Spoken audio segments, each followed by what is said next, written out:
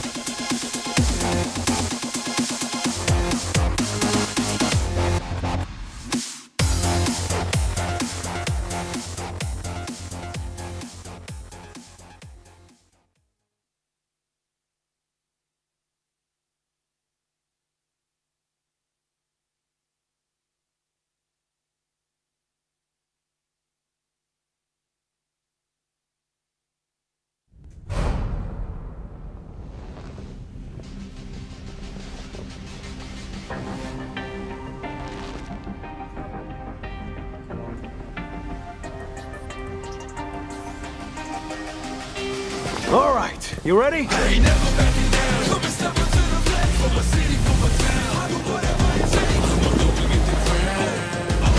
Every time I see the sights, see the sights, see the sights, yeah. Street Fighter 6.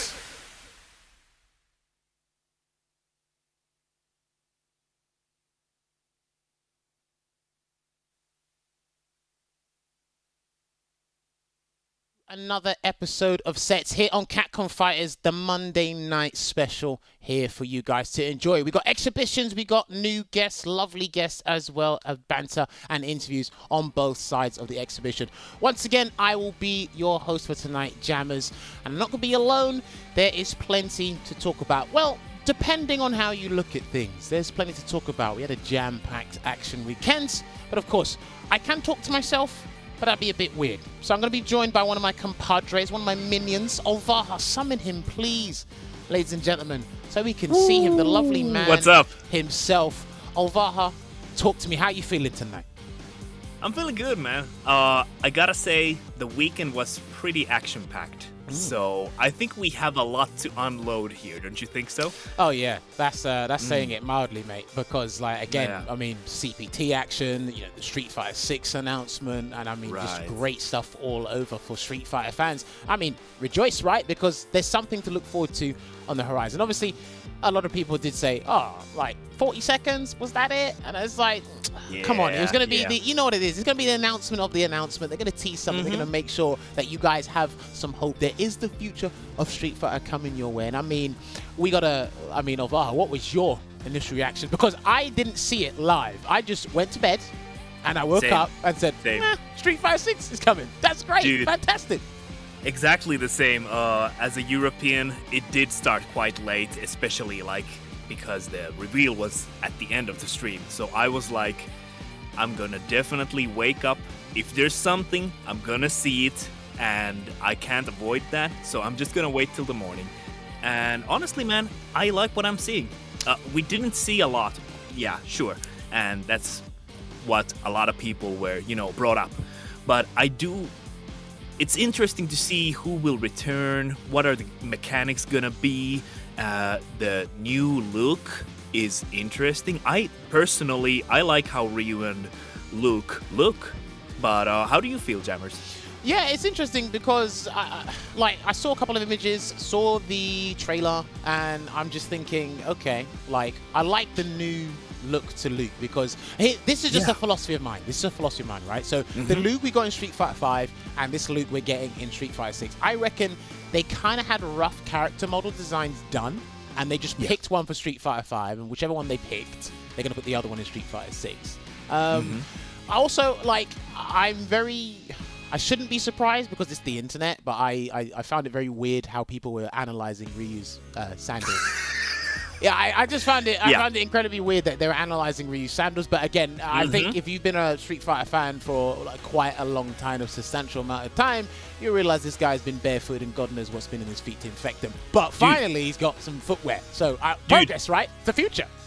Jammerz, he got the fight money finally. He got it. He bought some sandals. Man's got a new look.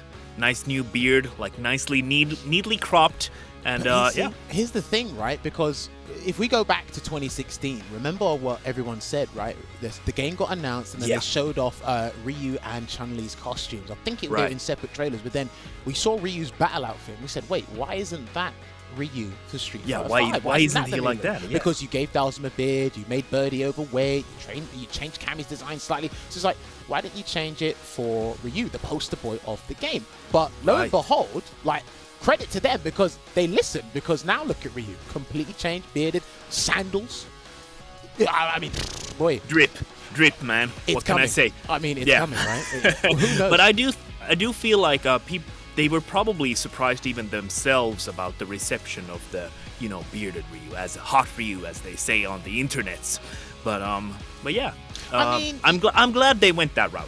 You can't, I think you know as well as I do, right? You can't decide or control what kind of blows up or receives a huge positive reception, right? And if you do that, you kind of got to roll with it. And it looks like that's what they're doing with this game here. But again, I'm curious again, because like Olvaha was saying before, what are they going to do, right? How many characters are going to be in the debutant roster? I mean, who's going to be part of the debutant roster? Exactly. What the mechanic's going to be? Listen, have all these questions locked up, sit tight. Well, you got to wait until summer of this year to get more news on it regardless. But other than that, just know that Street Fighter 6 is on the horizon. Let me know your opinions in the stream chat. I do have it up in front of me. Or you can tweet us at HCJammers on Twitter or at Olvaha.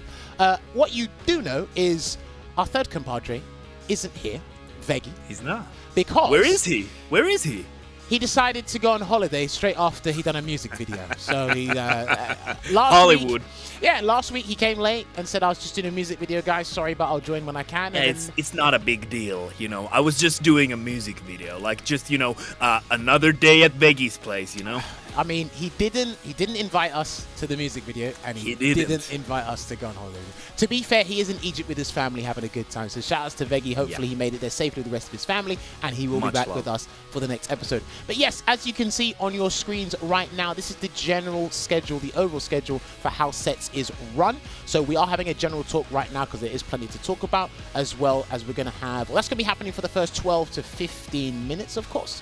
And then, of course, after that, we are going to be talking to our guest tonight, which will roll on the fight card very shortly. We only had to announce the fight card today because we didn't want it to get swamped by the CPT action over the weekend. Yep. We'll talk about that very shortly. And, of course, at 2 p.m. PST or 10 p.m. GMT, that is when the first to 10 starts. So if you don't want to hear to this preamble, the guest chat, knowing more about the players, or listen to this general talk and hearing my opinion along with Olvaha's opinion, you can leave now and come back in about, I'd probably say 25, maybe extended because we did start a little bit late, maybe to 25 to 40 minutes or so, and that is when this set will be on. But yes, that is how the overall run of show happens for sets here, because we always have to make sure we go through this and make sure everybody is on the same page. Yes, so indeed.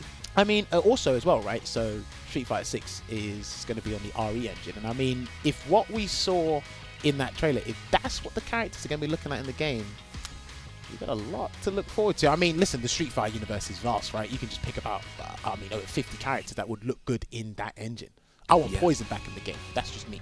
Dude, I can just imagine how good someone like how badass someone like Akuma is gonna look on that engine. Hopefully, but and who knows? I definitely want to see that, dude. I think the direction as well for the costumes, when they do custom costumes, everything that they'd look sick on the RE engine as well. So I mean, there's plenty to theorize, there's plenty to look forward to. Hopefully, I just think we get a fantastic product by the time it comes out. Yeah. Again, this is just a stretch. This is just a way off the mark. I probably don't think we're going to have the game in public for another 2 years. So maybe 2 years from now. Or a year. I think a year's reaching a bit too hard. I think a year from now is reaching a bit too hard.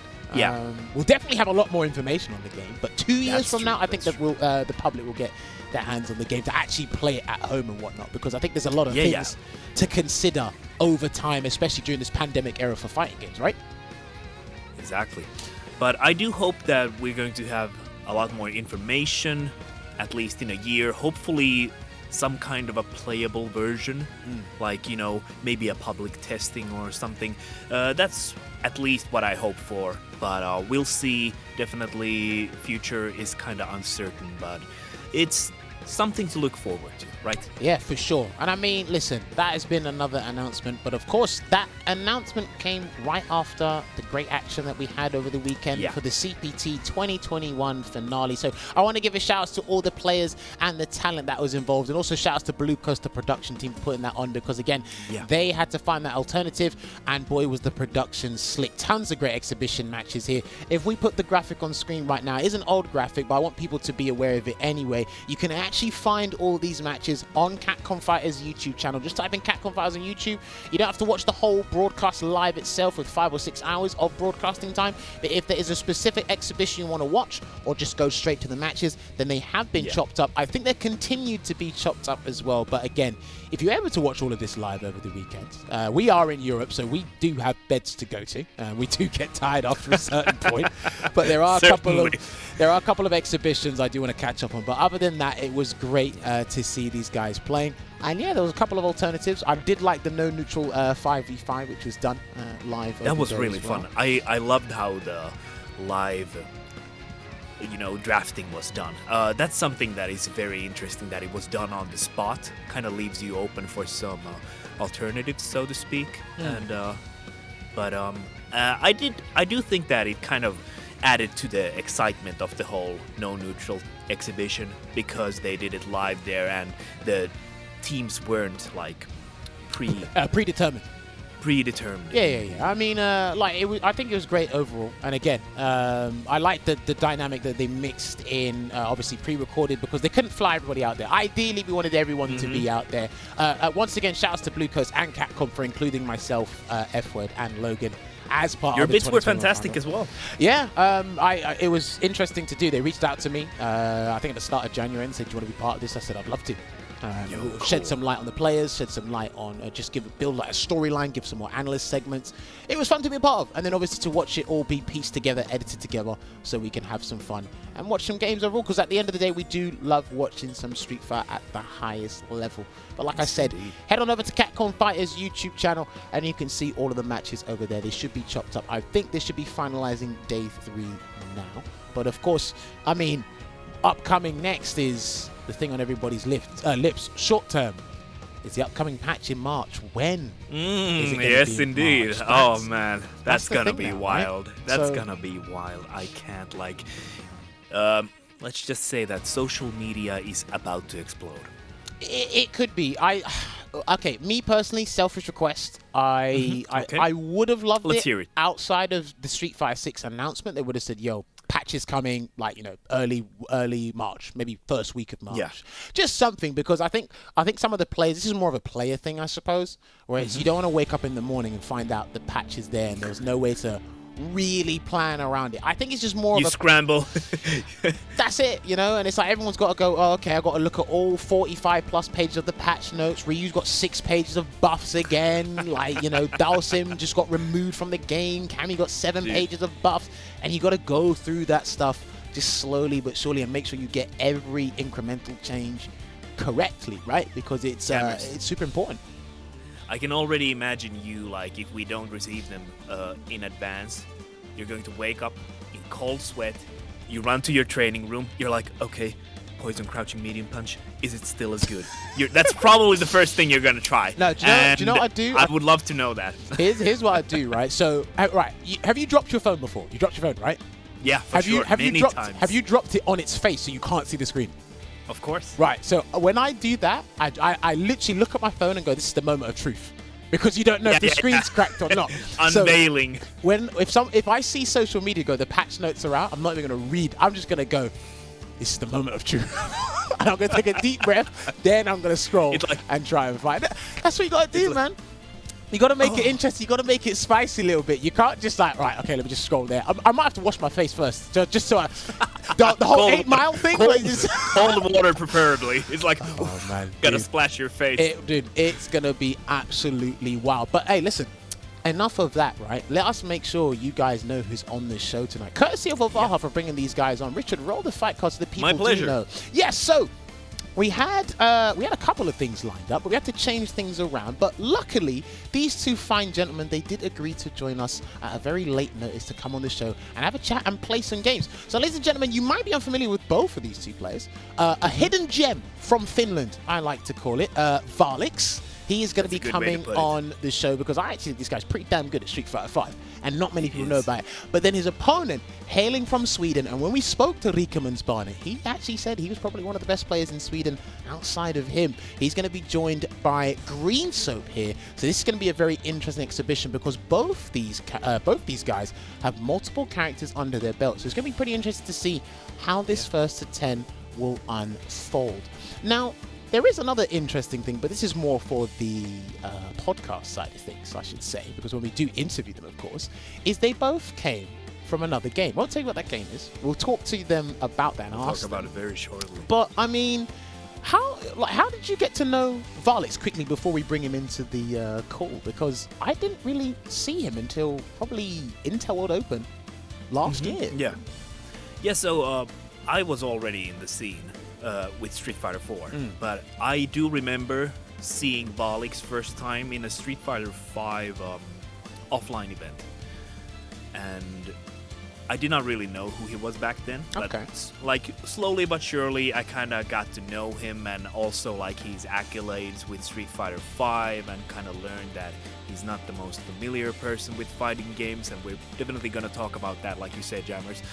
But yeah, I just noticed that whoa, this guy is super good, and like I was already back then interested to see what his future is gonna hold with the game. Is he gonna stick with it, and how is he gonna participate in like tournaments and all that stuff? So we're definitely gonna talk about like the past history, about the games they joined before they joined Street Fighter 5. So look forward to that. Yeah, for sure. And I mean, I think we are just about ready to actually bring the gents into the call. Richard, are the guys ready to go so we can have a little chat with them? All right, so let's find out if our guests are here in the chat room, and then we can find out, because they've been waiting in the green room for quite some time. We're having a great chat with them. Let me find out if they're here. Vallix, Greensoap, can you both hear me loud and clear? Yes. Yeah. Hey, perfect. All awesome. right, gentlemen, thank you so much for coming on the show, especially with late notice. Like I said, it's great to have you on, because I know you guys are very talented players. You're not the names on everybody's lips, but again, I spoke to Olvaha. He said, we got to bring these two on and we got to talk to them. I'm like, you know what? I've seen these names and I'm curious to talk to them myself. So, I mean, to kick things off with the interview phase, I'm looking at Greensoap, because Greensoap, I want to know where your name comes from. I don't imagine you went to the supermarket, looked at a bar of soap and said, this is a great fighting game name. So, you need to tell me the origins of the name Greensoap. Talk to me. Yes. All right. So, when I was like 8 years old, I played a game called Maple Story. Shout out to the 3 people who knows what that game is. Sick game. That's a throwback. But I had to come up with a name for my character. So, I was like, okay, I'm gonna be inspired by my environment. And I saw a Swedish dish soap called Grumme Greensoap. Okay. And I was like, hey, that's pretty good. Hey. So yeah. And now you just stuck with that name throughout the time from 8 years old until now? Yeah, so like, that was 2007. Damn. Yeah. Damn, that's a long while. That is a long time ago. Wow, okay. I'm game surprised. and a half. Because, you know, usually people, like, so you would have Greensoap as your first handle, but then, you know what? I think at some point in your life, you would change it, or somebody else would give you another handle. I'm actually surprised you stuck with that handle for so long. So no, honestly, kudos to you. And especially with the throwback of Maple Story. I don't know what that is. I don't know what that is, but he did say shouts to the little people that do know about that game. So if you do know about that game, he's paying homage to that game over there. Yeah, it's like an old MMO from like 2004 or something. Yeah. Pretty much comparable to RuneScape back then. Oh, okay. Okay, now I do know RuneScape, because basically no one got off that game in our school. They're going around Tutorial Island doing all sorts of nonsense. They just did not do any lessons or any homeworks. It's fantastic. Oh, but then I've got to hand it over to Vallix now. Vallix, that name seems like a villain out of a game I've never played before. But please, educate me on your name. Sure. I guess the story starts kind of like Greensoap's did. So I was like 8 years old. But I played World of Warcraft myself. Okay. A more Man of well-known culture. MMO, I guess. Yeah. And initially the name was just Vali without the X. And actually it means election in Finnish. I don't know how I ended up on it. It was probably like some silly kid thing I had. Some kind of a funny fixation or an inside joke about the word with my brother, and just ended with that as my tag back then. But kind of like Greensoap, it just kind of stuck on, you know. I played with the same group of guys, and they all got used to calling me like that. So I kind of never changed it until I was a bit older. Not that much, I was still young, played League of Legends, and then I tagged the X on the end, because X, you know, X. Kind of like intensifies the name a bit. Yeah. X marks the spot. Yeah, some kids like put 3 X's, some 2. I like wanted just a touch of intensification, so I just tacked the 1x on the end, and yeah, that's it pretty much. It's kind of Okay. like how I see the Z in end of Jammerz' name.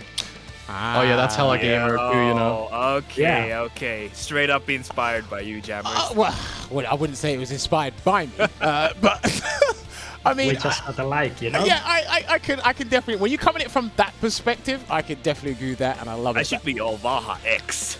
No, please don't. Yeah, it's such so damn cool, man. please do not do that. But you know what, Vallix, you did mention League of Legends. Now, we were talking before, and you mentioned that you played League of Legends. I think you mentioned you played Dota as well. So, Yeah. my curiosity now, my next question is, what on earth made you leave those games to come to little old Street Fighter 5? Was there an incentive there, or you just said, you know what, this game looks cool, that character looks cool, and this community looks fun? What was it?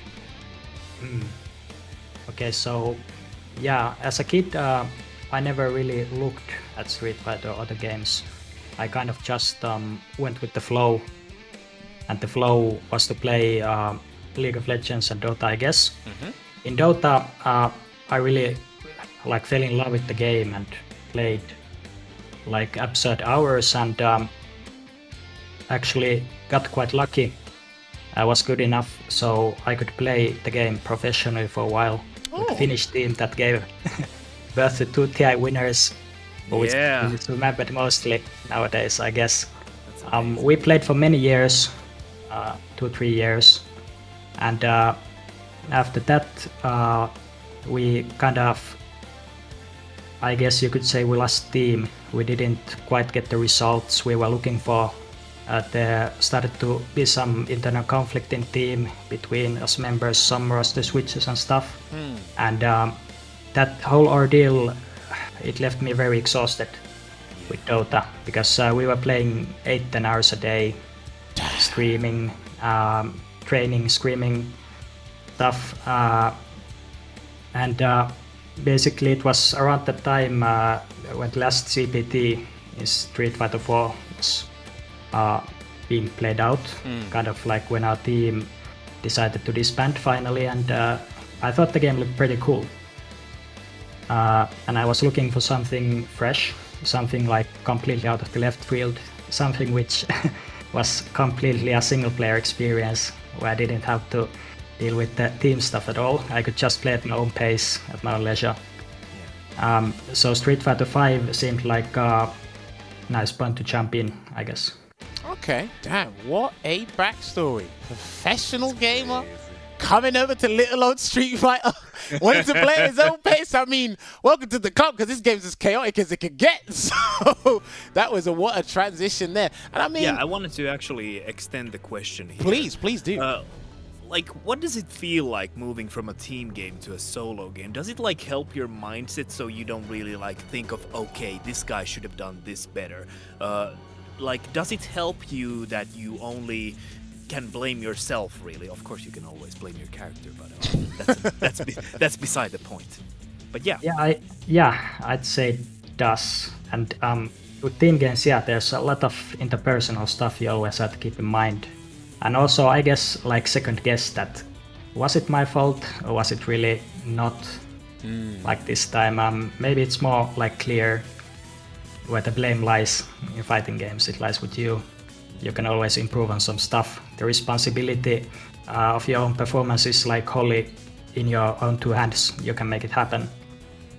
Damn. Yeah, listen, that was such an insightful answer, and an extension there for Vallix as well. I mean, we got to ask Greensoap. Greensoap, did you ever play any like professional games, like, or I say bigger games, I should say, League of Legends, Dota, before you came over to fighting games, or were you just playing fighting games from a young age and then just stuck with them? So I did play Mortal Kombat 9. That was my first like competitive fighting game. But I didn't take it that seriously. Like I played online, basically. That was it. Okay. I saw people in high school play Street Fighter 5, and that's how I like saw it for the first time, and I was like, this looks sick. Yeah. I had been looking for, because I came from Dota 2, and before that Heroes of New Earth. which are like 2 Dota-esque games. We called And- those guys home trash. Yeah, that game is gonna die in the summer, by the way. It's really Wow. sad. Yeah, they're gonna close the servers. Yeah, press F in the chat. Yeah. But yeah, I was tired of Dota basically because I'd like if you don't have a team, it's really not great to play. Right. It's a a lot bigger community, but it's also like toxic Yeah. because of that. So if you leave the game for a while and you're not great at it anymore, try to get back in and you don't have a team anymore, it's hard. So then, let me ask this. This is just a more like on the spot question for the both of you. Is it like overall generally more peaceful? I mean, fighting games are chaotic and frustrating anyway, but it sounds from what the both of you have said, playing fighting games is more peaceful. Like Vallix said, you play at your own pace. You don't have to find team members. You don't have to rely on team members. You can literally just go, you know what, my fault. I'll change characters or improve on this strategy or change this tactic up. Because again, I've never played any of these Dotas or League of Legends or whatever. I see people talk about them and like having they sound like they're having a torrid time, but I'm like, it can't be as bad as Season 3 Abigail, but clearly it is. Yeah. I promise you, Street Fighter is way better Okay. in terms of community. Yeah. That was Grass is greener. clearly. But I guess, I'll go for it. yeah, I was about to say that I guess it helps because fighting games have long roots, of course, in arcade culture, and face-to-face events are pretty much a common thing here. Whereas in Dota, for example, when you play solo, you don't have teammates. You basically just play with some random people online, and And you're gonna get flamed. yeah, you could say that that kind of an environment breeds more like hostility and negativity. Yeah, those Street Fighter is also a game you can play like casually really well too. It's a fun couch game, and I love couch games, so it's a good combo between couch game and competitive, I feel. Yeah. He called Street Fighter 5 a couch game. He Have did. Have you seen how people sit when they play this game when they got to do a V-Trick activation on block? What game are He's you like, playing? okay. No, I'm focused now. But you know what? It's interesting to hear this perspective only because I feel the answers that both Greensoap and Vallix have given, you need to give that answer to people who do not play these games. Right. Because there's this assumption that fighting games are incredibly hard to learn. There's a steep learning curve. Some of them do have a steep learning curve. Don't get me wrong. Don't misunderstand my point.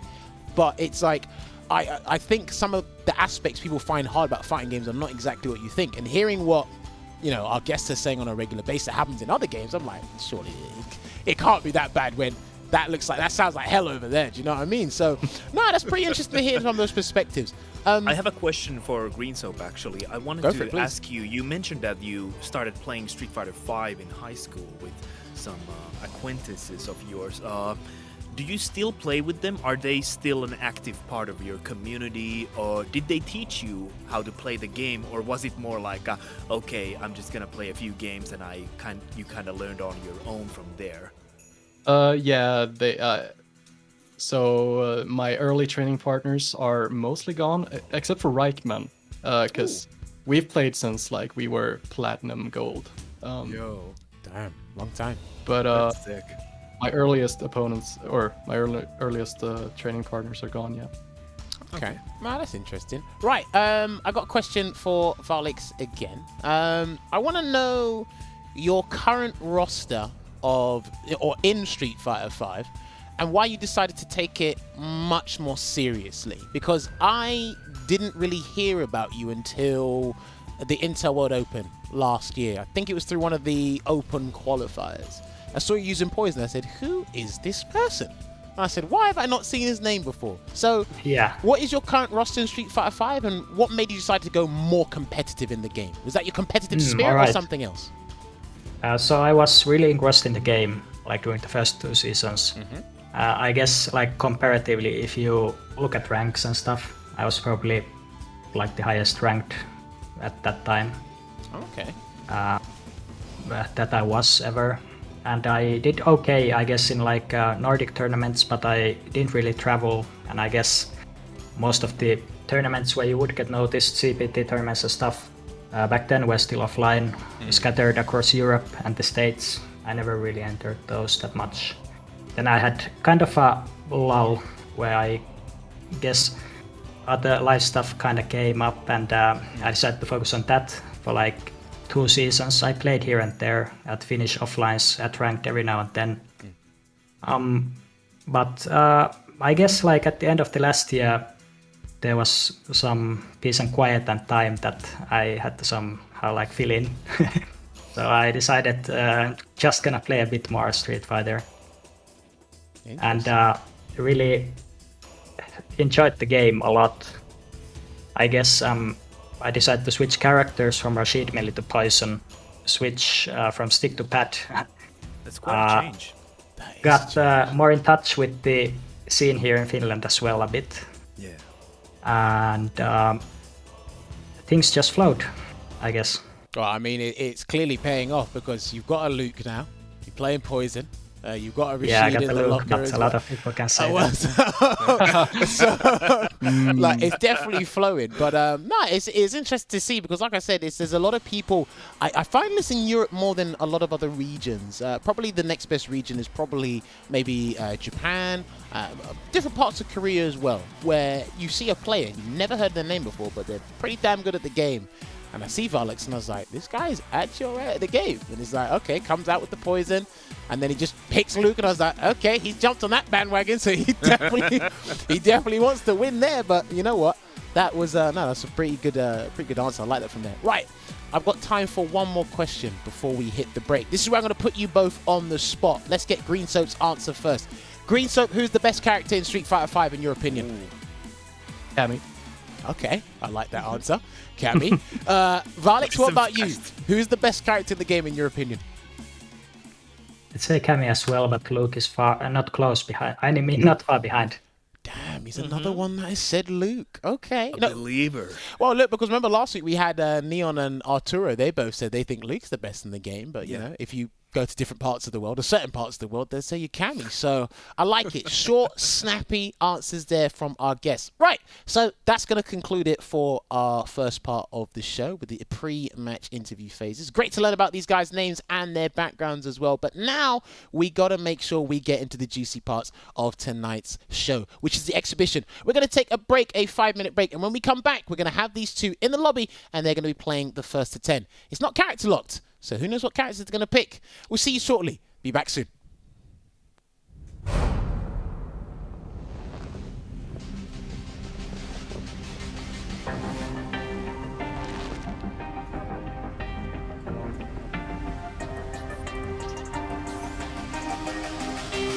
All right, you ready? I ain't never backing down. Come and step into the flag for my city, for my town. I do whatever it takes. I'ma go and get the crown. Every time I see the sights, see the sights, see the sights, yeah. Street Fighter 6.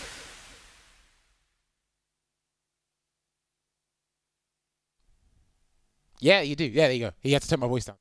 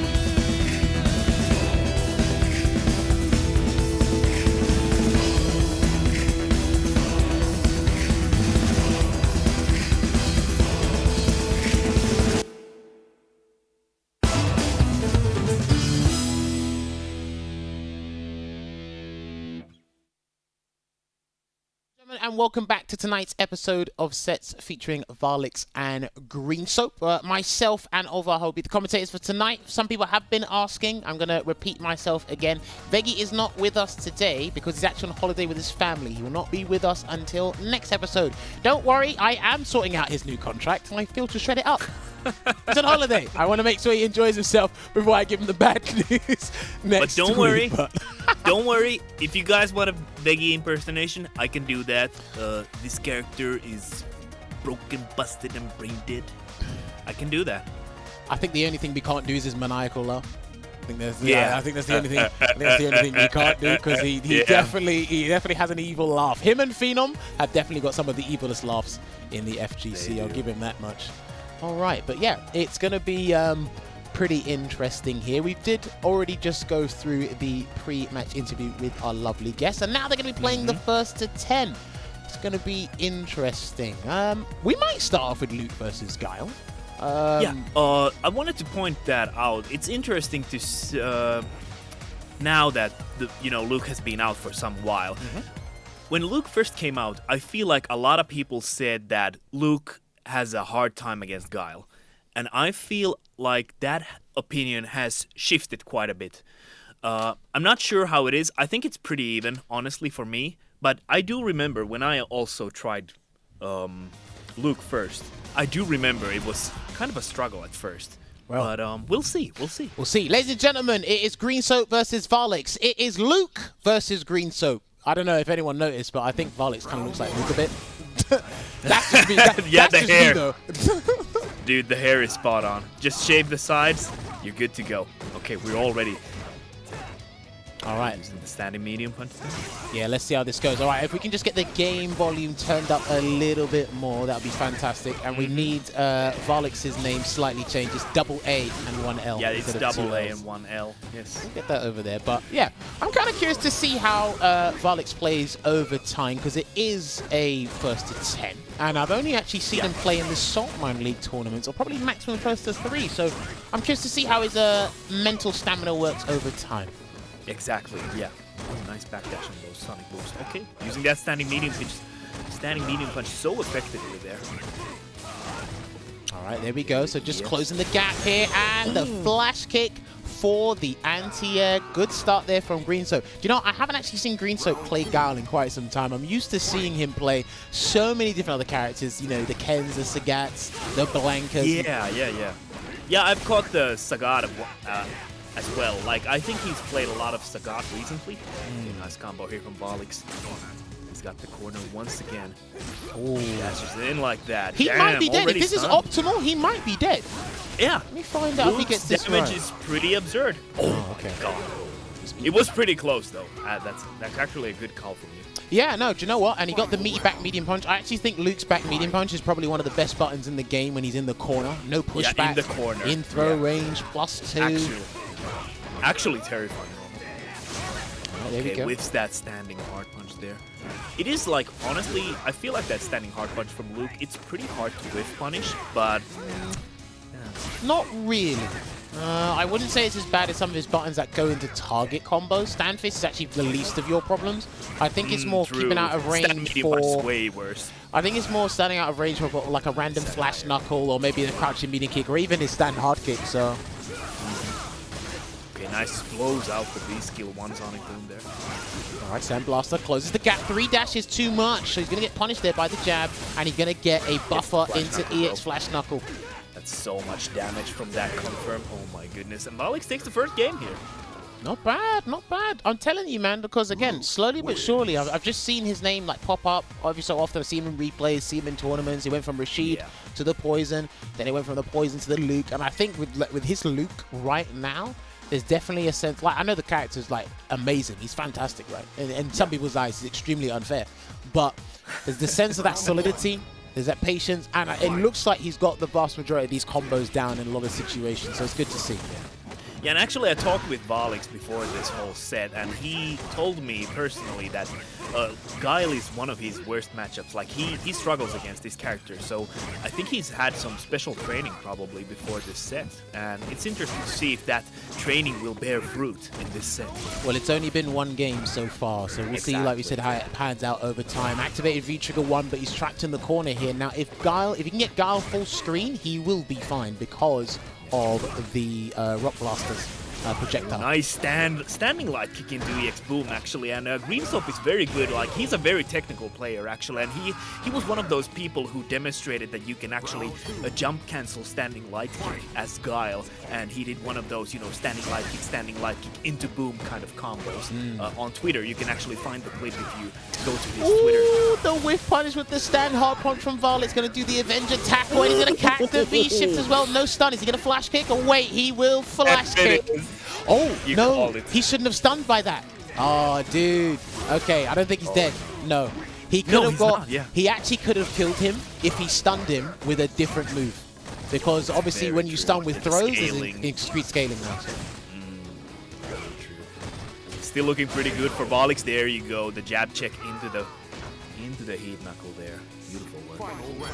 Yeah, let's see how this goes. I think there's been a couple of, I mean, early but risky flash kicks from Greensoap's end. I guess it's just to test the waters to help, or sorry, to just indicate to Vallix that he will commit to these risky options to kind of make him consider thinking about going for like strong Oki situations later. So Yeah, exactly. I have a reversal, and I'm not afraid to use that.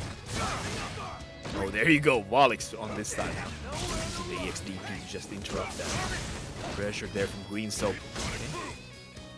all right, it's not looking good here for Vallix right now. He is in V-trigger, the whip punch with the flash kick. That's probably the easiest thing to do in that situation there. Okay, blows out the Sonic Boom. Still not out of trouble here. Yeah, like, yeah, okay. Oh, there you go. Beautiful work. Nice confirmation from Greensoap there.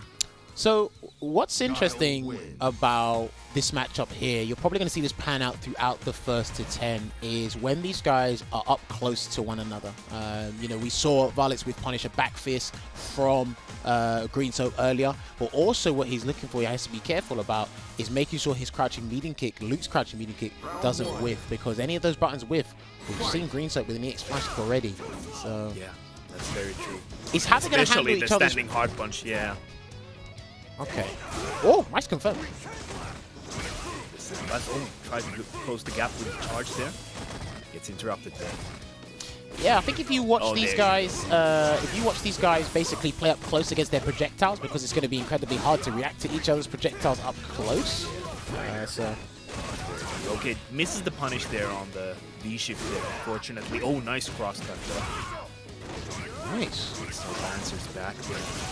There you go. There you go. Yeah, you want to use that like that. Oh, but that actually traded. Interesting. It's just big He's gonna damage here, confirm- and he's got no meters. No! Oh no! Oh, that was not good. That was so But not still good. sneaks in a crouching forward there and finishes off the round. Vallix. Sneak. Do you know what? I have an iota of sympathy when they miss that combo when they have Yeah. less than 30% health, because they could That's actually so lose true. because they misjudged the spacing on the rising rocket. So Every time you lose like that, like, it doesn't help. Like, it feels really bad. I think that's his only weakness. And that's not even a weakness. Yeah, that's not really a weakness because you have easier things. Very true. Okay, he's going to spend a little For the bit. first charge. Yeah, he's going to spend a little bit of the V trigger to just push himself out the corner or get some space from the corner. And I'll tell you what, right? The pushback on that's kind of nuts. And being -2 on block, so... It's so powerful once you add, like, oh, nice air throw from Greensoap. But, like, speaking of Luke's target combos, it's such a powerful tool that you can, like, throw them out preemptively. That's not gonna reach, that's not gonna reach. That's not gonna reach, Yeah. yeah, that's how Dude. but still doesn't get anything. But, like I was saying, Luke's target combos, you can cancel them preemptively into the V trigger when you got that, you know, activated. So that makes it a very powerful tool because you can always safely cancel that. I think from that situation, from the V reversal, I think Vallix tried to shimmy Greensoap, but there's no reason to because he had a substantial amount of health to work Big with. So. stat boost. Very true. Oh, and yeah, that doesn't work as effectively against Guile because Guiles are usually gonna hold that flash kick.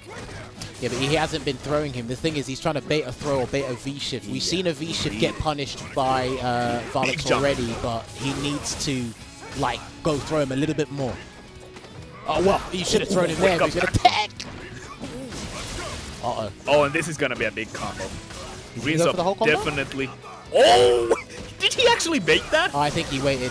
Yeah, damn, that's smart. That's actually smart. Good choice. And that was even that was the first time he actually activated and went for a longer combo. And that's definitely something in a longer set that's gonna give you that information. Like, if you do that the first time you do the V-trigger combo, it definitely does give out information from your opponent. I think maybe there was I wouldn't say, like, you know, he didn't have confidence. I think there was a slight indication. He said, if I drop this, he's probably mashing in the combo, so let me just test it anyway. Good awareness, though. Like, that was a big risk, and the fact that Vallix did that mash there was interesting, so... Yeah, I really like that. I think it's a good attitude to, you know, approach a longer set, just in my opinion, anyway. Okay, trying to go for the delayed crouch medium punch here. Misses his cross cut. Uppercut, unfortunately, there, Vallix, and he's going to get activation into V-Trigger 1, and he's going to get the side swap. Yes, you can do that with Luke. It's actually pretty easy, because if you just do the dash, the uppercut will auto-correct, so... Now he's in the Oki mix. It's a V reversal in there.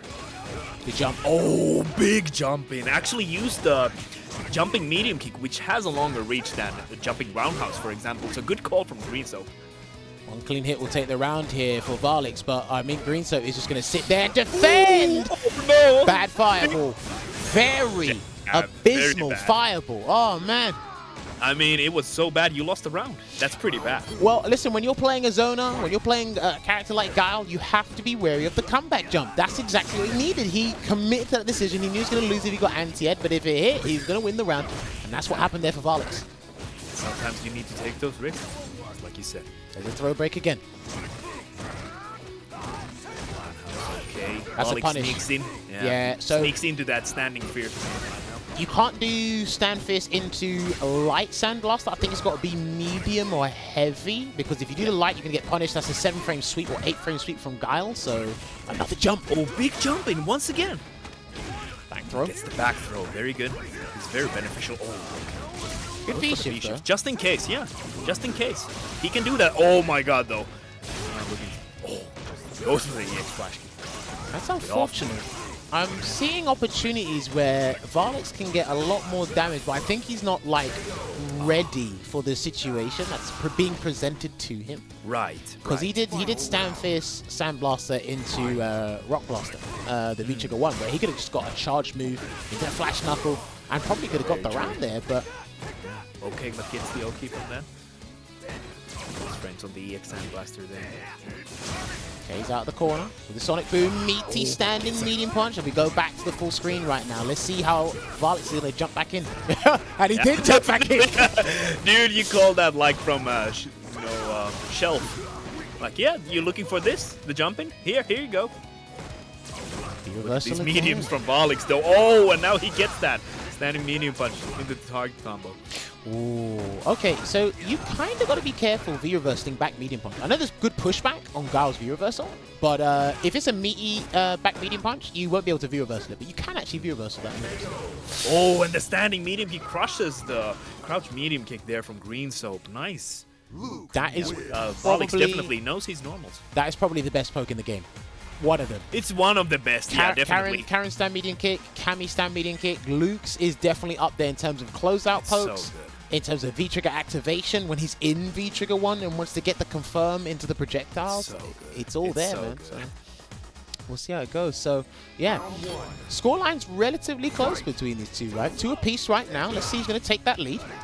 I love how even it has been so far. Okay, standing medium kick once again. Of course, you can't get really anything out of that without the V-trigger. But another jump in. Okay. Oh my goodness, this gets called out by the charge there. Oh, and just another feisty jump from Vallix. He'll do that though. There's like jump hard kick, cross up jump, medium kick. They're potent jumping attacks for Luke. Remember, this guy's the future are. Street Fighter, so he has to be good. Oh, mama. That is so good. Activates on block there, and he. Oh, big. I think he tried to press a button. Maybe tried to press a button. I'd use my V trigger if I were you, Vallix. Oh, woo! That was close. Ooh, that was so scary.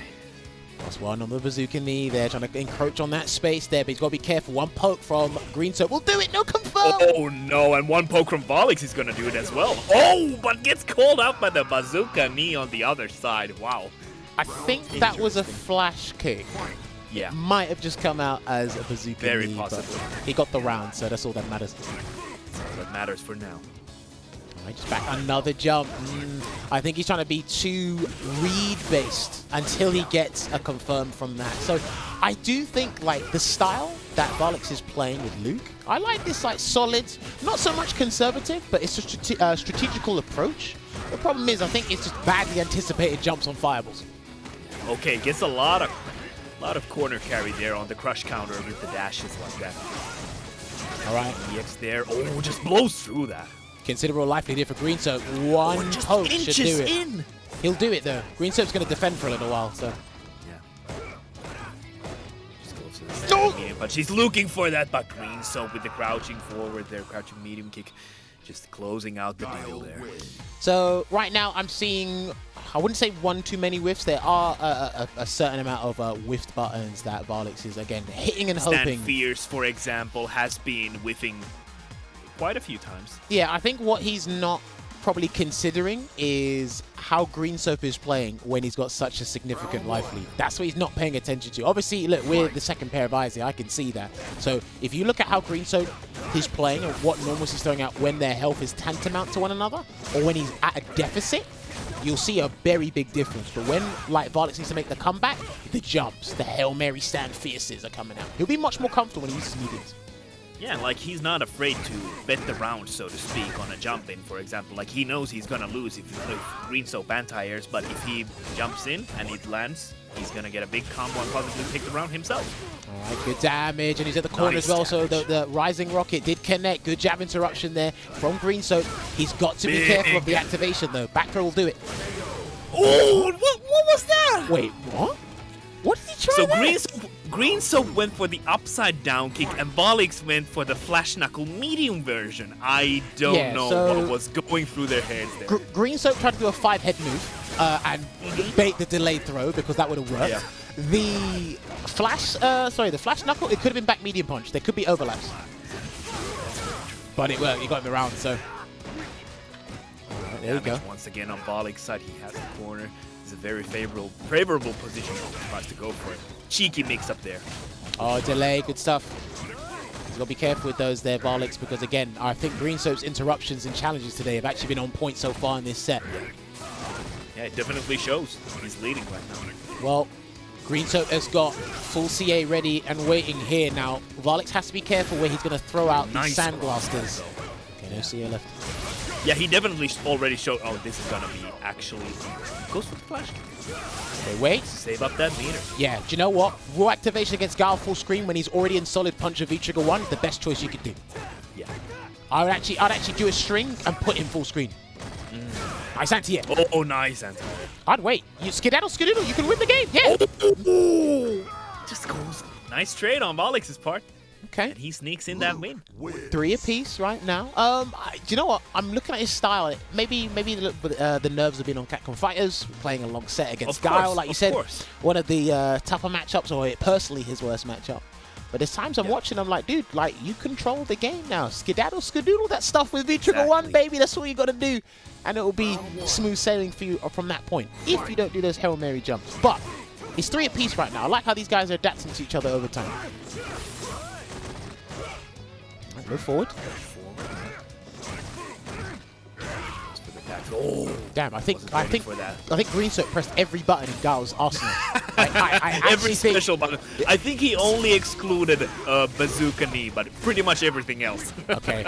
I think Vallix tried to go for the side swap there, but he's too far, so he couldn't go under him. But he can still work with this though. If he gets like maybe a low forward, maybe a stand fierce at this range, he should be able to combo. Oh, and a feisty jumping once again, but Greensoap was already crouching, so he probably had the charge. Definitely don't want to do that too much. And this Oh, is nice whiff punish. yeah. Oh, and there you go, standing medium kick. This is the Nice thing. round This is finisher. what's going to be the tail of the tape in this set. It's how Vallix is approaching when he has the deficit, because Greensoap is more than comfortable with crouching, check and dash with crouching jab, and tearing with the flash kick. It's going to be hard to find a consistent and comfortable approach. So he is going to get hit by a lot of straight hits, and it might amount to death by 1,000 cuts, Olvaha. Yeah, it definitely does. From Greensoap's play, I really like how he's using the standing light kick so much. It's a good button, but I think it's more on the technical side for Guile if you want to preserve your charge when you do the standing light kick. And I really like how he's adding that to his block pressure here. I think it's a really good button, and he's using it really well. Too far to get the stand light kick buffer there, unfortunately, for Vallix. And look at that! Oh, he was just fishing for that there. Yeah, he's too scared to Backs delay. off a little bit. He's way Yeah, too trying scared. to go That for a didn't even throw bait. that didn't even combo. That did not even combo. So he's getting a bit agitated Unfortunate. there. Bit again. He might have thought he found the hit when he didn't, and then again just not blocking at the right moment, because he might have expected that to combo, and it didn't. So Who knows? Yeah. that happens all the time when you're playing, right? You just get It does. hit, and you're like, I should put the stick down, and your opponent drops the combo, and you're like, That's the what are you standing Try to for, stick my back. friend? That's so true. That's happened to me so many times. all right. So let's see if these guys let's see if Vallix is going to try and go for the equalizer again, or is Greensoap going to get a 2-0 lead or another 2-0 lead? There you go. See that standing. Oh, nice confirm from the crouching medium kick there. Goes for another jump in, and Greensoap was ready.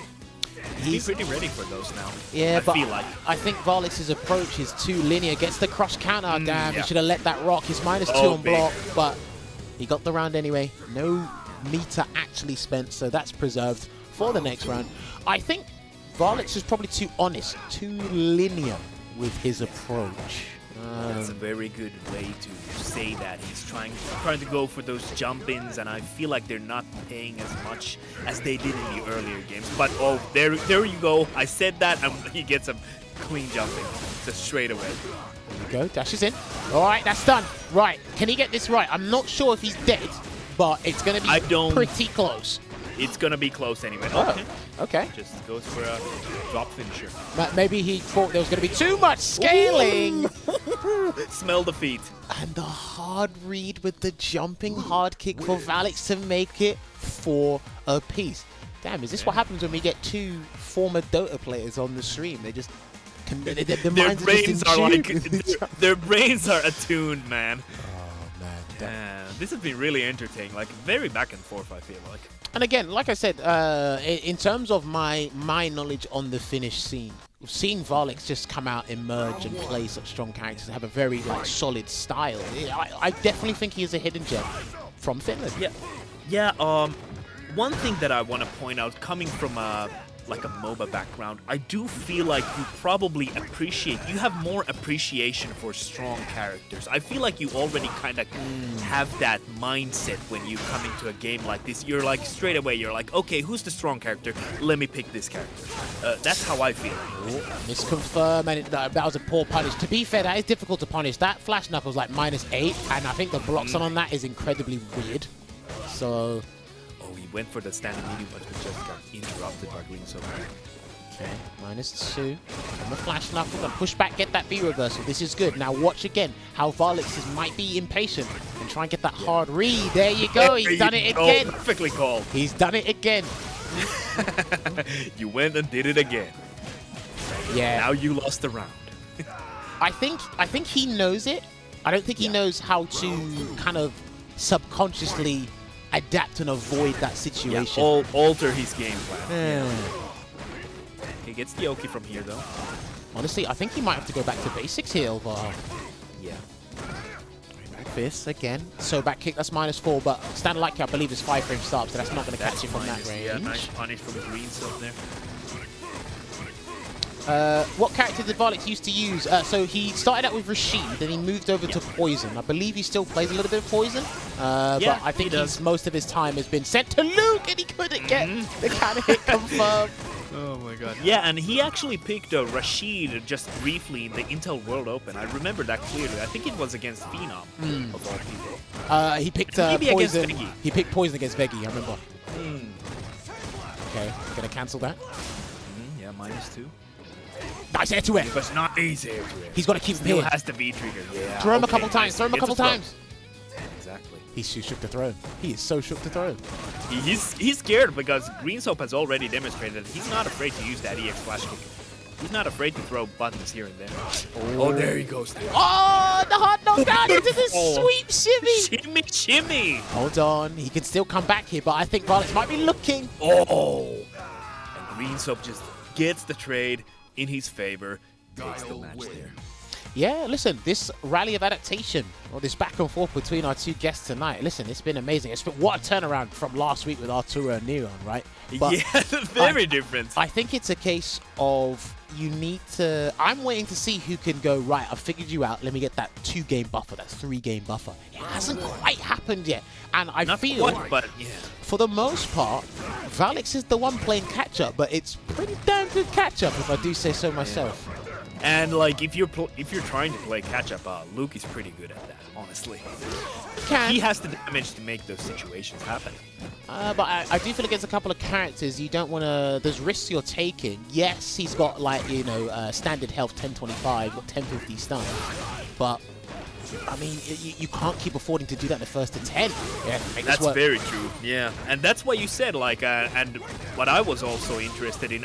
I know that Vallix plays longer sets, especially against like people like Dr. Gulag, for example. But I'm still interested to see how this will turn out because it has been very even so far. But I feel like Greensoap, like you said earlier, he is kind of one step ahead of Vallix right now. I think that's the second time I've seen him actually charge V-Skill 1 in this set, to be honest. Yeah, he hasn't really activated that, has he? Hold on, he might be losing this round here. One more hit from a poke the or a soul Sonic bots. Boom will do it. And a poke. The crouch medium kick. Not the first time he has closed the round here with that. The thing is, as well, I think he should try and find more opportunities to charge V-Skill 1 Vallix because it makes Luke more of a threat up close. So you might see Greensoap down back a little bit more out of fear instead of comfortability, you know? Exactly. I think he's down backing out of comfortability for the most part. Throw. You get another one. What is he gonna go? He uses that crouching medium punch so much right now. Like in the corner, I think that's his go-to now. He V-shifted again. Interesting, he's backdashed and he's V-shifted in a situation where you can actually comfortably walk back because Luke's throw range is actually kind of poor. So, throw again. That's one of the few weaknesses he kind of has. Throw again. He has a good forward dash. Throw one more time. This might just be the 2-game buffer that you talked about, Jammerz. There it is. He got the 2-game buffer there. Interesting. All right, looking good here. Those shimmies are starting to pay off a little bit more, and we're starting to see Vallix flinch, maybe capitulate on defense there. Now, again, the longer and the bigger the window is extended in terms of the buffered games in the set, the more frustrating and agonizing it's going to be for Vallix. So let's see if he can reduce that deficit. Not 1 game this time, but 2. Let's see how it goes. Like you said, we would really like to see Vallix kind of switch up his approach, if he can do that. Oh, nice confirm. Somebody's asked, is MDZ Jimmy in this competition? No, MDZ Jimmy is featured on this show with his rival ISDD 3 times in the past year. You can actually check out the archives on Capcom Fighters. These are first to 10 exhibitions. So, yes, we have different people on every Monday, as many Mondays as possible. So, if you're a huge fan of MDZ Jimmy, unfortunately, he's not here today. He saw that V-reversal activation frame there on the time stop for V-trigger and just went for the throw. Very nice awareness from Vallix. Good stuff. Guaranteed throw, yeah. Do you know what? We've really got to pick their brains about adjusting to one another. Yeah. Because I don't think we've seen some nail-biting sets, but they usually come from bigger margins. I don't think someone has kept it this close.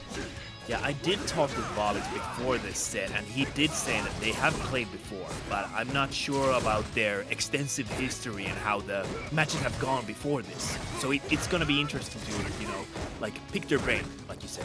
All right, could he get that counter hit confirmed off the counter hit standing hard kick? It was too far away, but he's got Greensoap trapped in the corner again. Let's see. Using those mediums to full efficiency there. Yeah, if he can cage him in here and stay here. Yeah. Do you know what? Let me double check. I think his stand hard punch is 11 frames and his stand medium punch is 9. If he gets in a range that's really close for Sonic Booms, I think he should abuse stand medium punch a little bit more. Oh! Building up the Grey Life here. Oh, nice! Goes for the super there. That's gonna be a huge chunk of damage. He's not dead, but this is going to be long to come back. And he actually, because his super Man, is so terrible. That was so close. If he would have just used a jumping normal there, he did an empty jump, and that's the reason why he didn't get the combo there. Well, you have to think as to what's been happening, because he's jumped all the time, and 90% of the time, Greensoap has successfully anti-aired him, so he tried to switch it up a little bit, and lo and behold, when you were supposed to do a regular jump, you didn't. It happens, man. Anti-air. Yeah, I hope that doesn't, like, demoralize him from trying different strategies. Damn, what a conversion there. He's going to jump out of the corner. Jump out of the Is it corner. V-shift? There you go. Smart man. Okay. Lost frames. I think.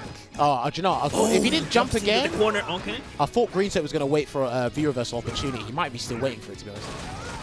Vallix still has... Oh, there you go. Just goes for the 2 charges. Still has 1 more. Oh, what was that? He just did a flash No. knuckle. Hold on. The activation from Greensoap. I think he tried to do DP super. Oh, once again, he went for a slight shimmy there and just goes for the crouch medium punch. Greensoap looking really good in this set.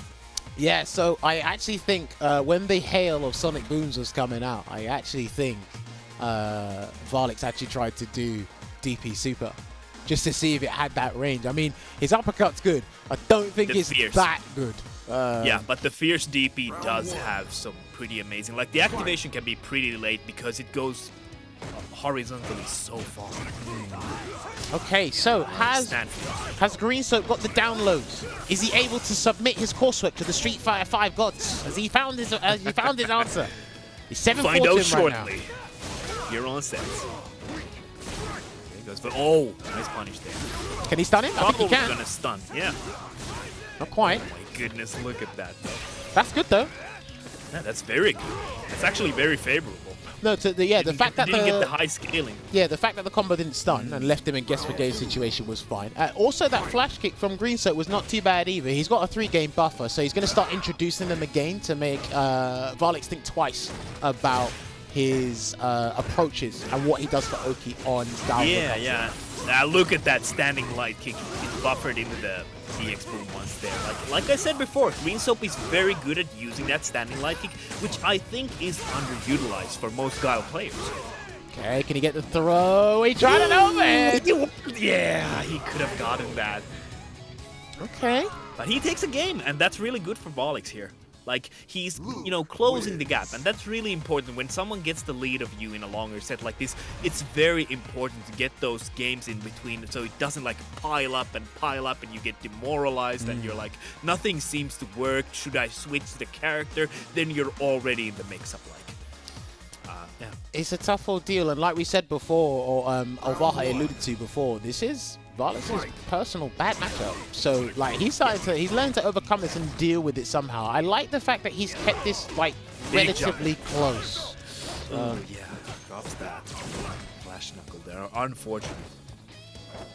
Oh, nice with punish. Beautiful. Oh. Run there. It's the corner carry. This is looking fantastic positioning for Vallix right now. Goes for the throw. Oh, there you go. He's mixing that shimmy up. He's mixing that shimmy up. It's crazy because he got the confirm twice, and the one time where he got guaranteed a punish, he didn't confirm it. Yeah, he's doing that back and forth once again. Now he just goes for that. There you go. Vallix is switching it up. Switching the gears. All right. Activating it. I think he scared him now. I actually think he scared him now. So, Yeah, he's got fear installed. Yeah. because he's been shimmying, he's been using back medium punch, he's been getting a couple of sneaky throws, stealing some frames there. Right, mix it up. This is what Street Fighter 5 is all about, man. Mixing up those options and really piling on the pressure and making yourself unpredictable in the smartest of ways, of course. I like that. Jump in once again. challenge from Greensoap though. He's trying to activate. Yeah, okay. So he was looking for a whiff punish there on the crouching medium kick, but he couldn't get it, so I think he tried to find another way to activate. That should be the round! Greensoap, no! Oh, once he used that standing light kick, and this time, unfortunately, he didn't get to confirm. Finishes off the round though. Standing medium kick, a very fantastic anti-air from that kind of a specific, a little farther away, a range like you saw there. Nice, gets the buffer nice again. interruption, yeah. That spacing trap. He's got to be careful though, because again, I think if Greensoap presses the right button, maybe a back fist, it might crush counter him, but I don't think he's identified that. He got the trade combo. Vallix has these. Yeah, he blocked. Okay. I feel like you're even more nervous than they are. Oh my goodness, and Vallix wraps it up there. Beautiful work. Beautiful trade combo. The set's not done, but we got to give him that. Now here's the thing, right? Because after such a, having that situational awareness and getting such a flashy combo, I would have blocked, because I'm like, hold on. My opponent might be like, nah, you did not just land that on me. Let me try and like break out of this immediately, right? And he did that. Or he didn't do that. I thought he was going to do that, but he didn't. So we've gone back to the lobby. So it looks like it's going to be a character switch up here. Oh, really? Or maybe he's just, he's feeling another costume possibly and maybe switching it up like that. Or maybe he just wants a breather. Like he's feeling like, okay, Vallix is switching it up. I need to take a break here, kind of think of my options here, for example. Maybe it could be just that. I feel like in tournament situations, I feel going back to the character select is underutilized to this day. How do you feel about that, Jammerz? I tend to do it a lot just to change my costume. Yeah, really. me too. But we'll see. Has he changed characters? He has. Ooh, okay. Now this is interesting. Sagat. And like you said, you did say earlier that Greensoap has been using that Sagat lately. Yeah, it's part of the roster. Oh, that was unfortunate. It gets execution error, unfortunately. Getting a V-shift into the break. I like this. Haven't really seen that. Now, here's the thing. He didn't really use it against Guile, and it's kind of anti-Guile tech, using V-shift breaks against his fireball. I want to see if he's going to use V-shift break against Sagat, because I feel at a lot of ranges, Luke might have a pretty hard time comfortably approaching on the ground. You can't really jump because you can't change your jump arc. So V-shift break is actually a very useful tool against Tiger Shots. I do have to say that we do have a really good, we have a very, very good, very strong Sagat player in Finland, who is called Tofma, actually. I'm not sure if Vallix has played against him before or lately, so it's interesting to see how Vallix will deal with this character. Oh, no, you messed up. I got the fireball. I got the future. The future of Street Fighter. I have the future fireballs here. That's the thing. When Luke is full screen against Sagat and he's got one bar and he's in V-trigger, you are actually at Luke's mercy. That is when Sagat cannot win this matchup. You cannot throw a fireball because you react accordingly to which fireball Sagat has thrown out. Yeah, that's very true. Goes for the run, makes up, but so that's got cross trips. No. Interesting. Go again. ET. That space. Yeah, but here's the thing, that V-trigger is about to come if he's not careful. And the moment Vallix gets it, I'd do a raw activation if I were you. Jump it! Oh, there you go, big jumping. Drops the combo though. Now he's gone for the activation, and now he's totally at Vallix's mercy. Like you said. Not when he's up close, not quite. It turns into a buttons game, which I know Luke's buttons are fantastic. Doesn't really pose a threat to Sagat, but now he's at Sagat. He's at Luke's mercy. But he's got Tiger Cannon now. Used up the first one. Still has another. Ooh, big! Doesn't fit. Oh, Dan, no. can you give Luke less health for the next patch, please? if Vallix wins this, it's because he had the health. DK. Oh! Hey, yo. Wow! I blame Luke's health bar. Because I mean, if he had less balance health, patch, it's just around the corner, man. That's absolutely insane, and he had the one round before that, so he took that match. Damn! Look at that, what a turnaround. Hey, listen, he brought it back from 7-4, even forced a character swap. I think Greensoap might go back to Guile at some point. I totally agree. Oh, rare! One of the rare situations where Sagat's crosscut actually works properly. There's been a lot of talk lately that it really doesn't work as you would wish. The thing is, this isn't... I feel personally, if I look at this matchup on paper, I feel this isn't really good for Sagat in a couple of situations. You have to be an exceptional player to make this matchup really work. I know Greensoap's fantastic, but I think over time and some of the situations I've seen pan out so far in the 2 matches we've seen, this looks kind of horrid for Sagat. Oh, okay. Activates. Range pretty good for Sagat. There, the standing meeting kick actually doing work at that range.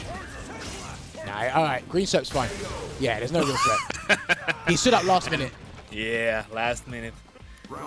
But it did look pretty grim, even with that hit there.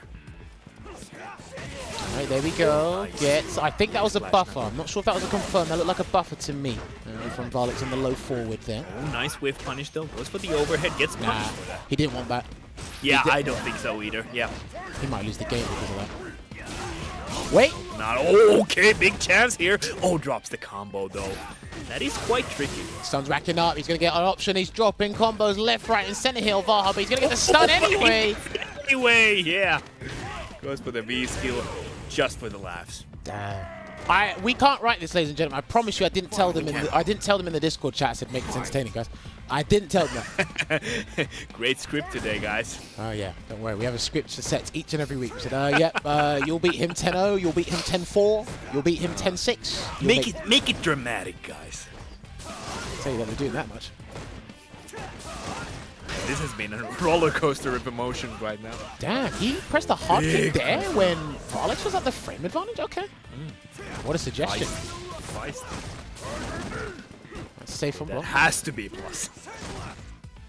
It can be sometimes very ambiguous, and it also depends on if the opponent is crouching while they're blocking the EX tiger. Oh, I think he committed to something that he didn't want to, and that should be a dead. He's not dead. Oh, No, Lord. he's not dead. Lord have mercy on our souls. Oh no! Oh no! If he wins this, oh there you go. Very, very fortunate there because Vallix had the right idea.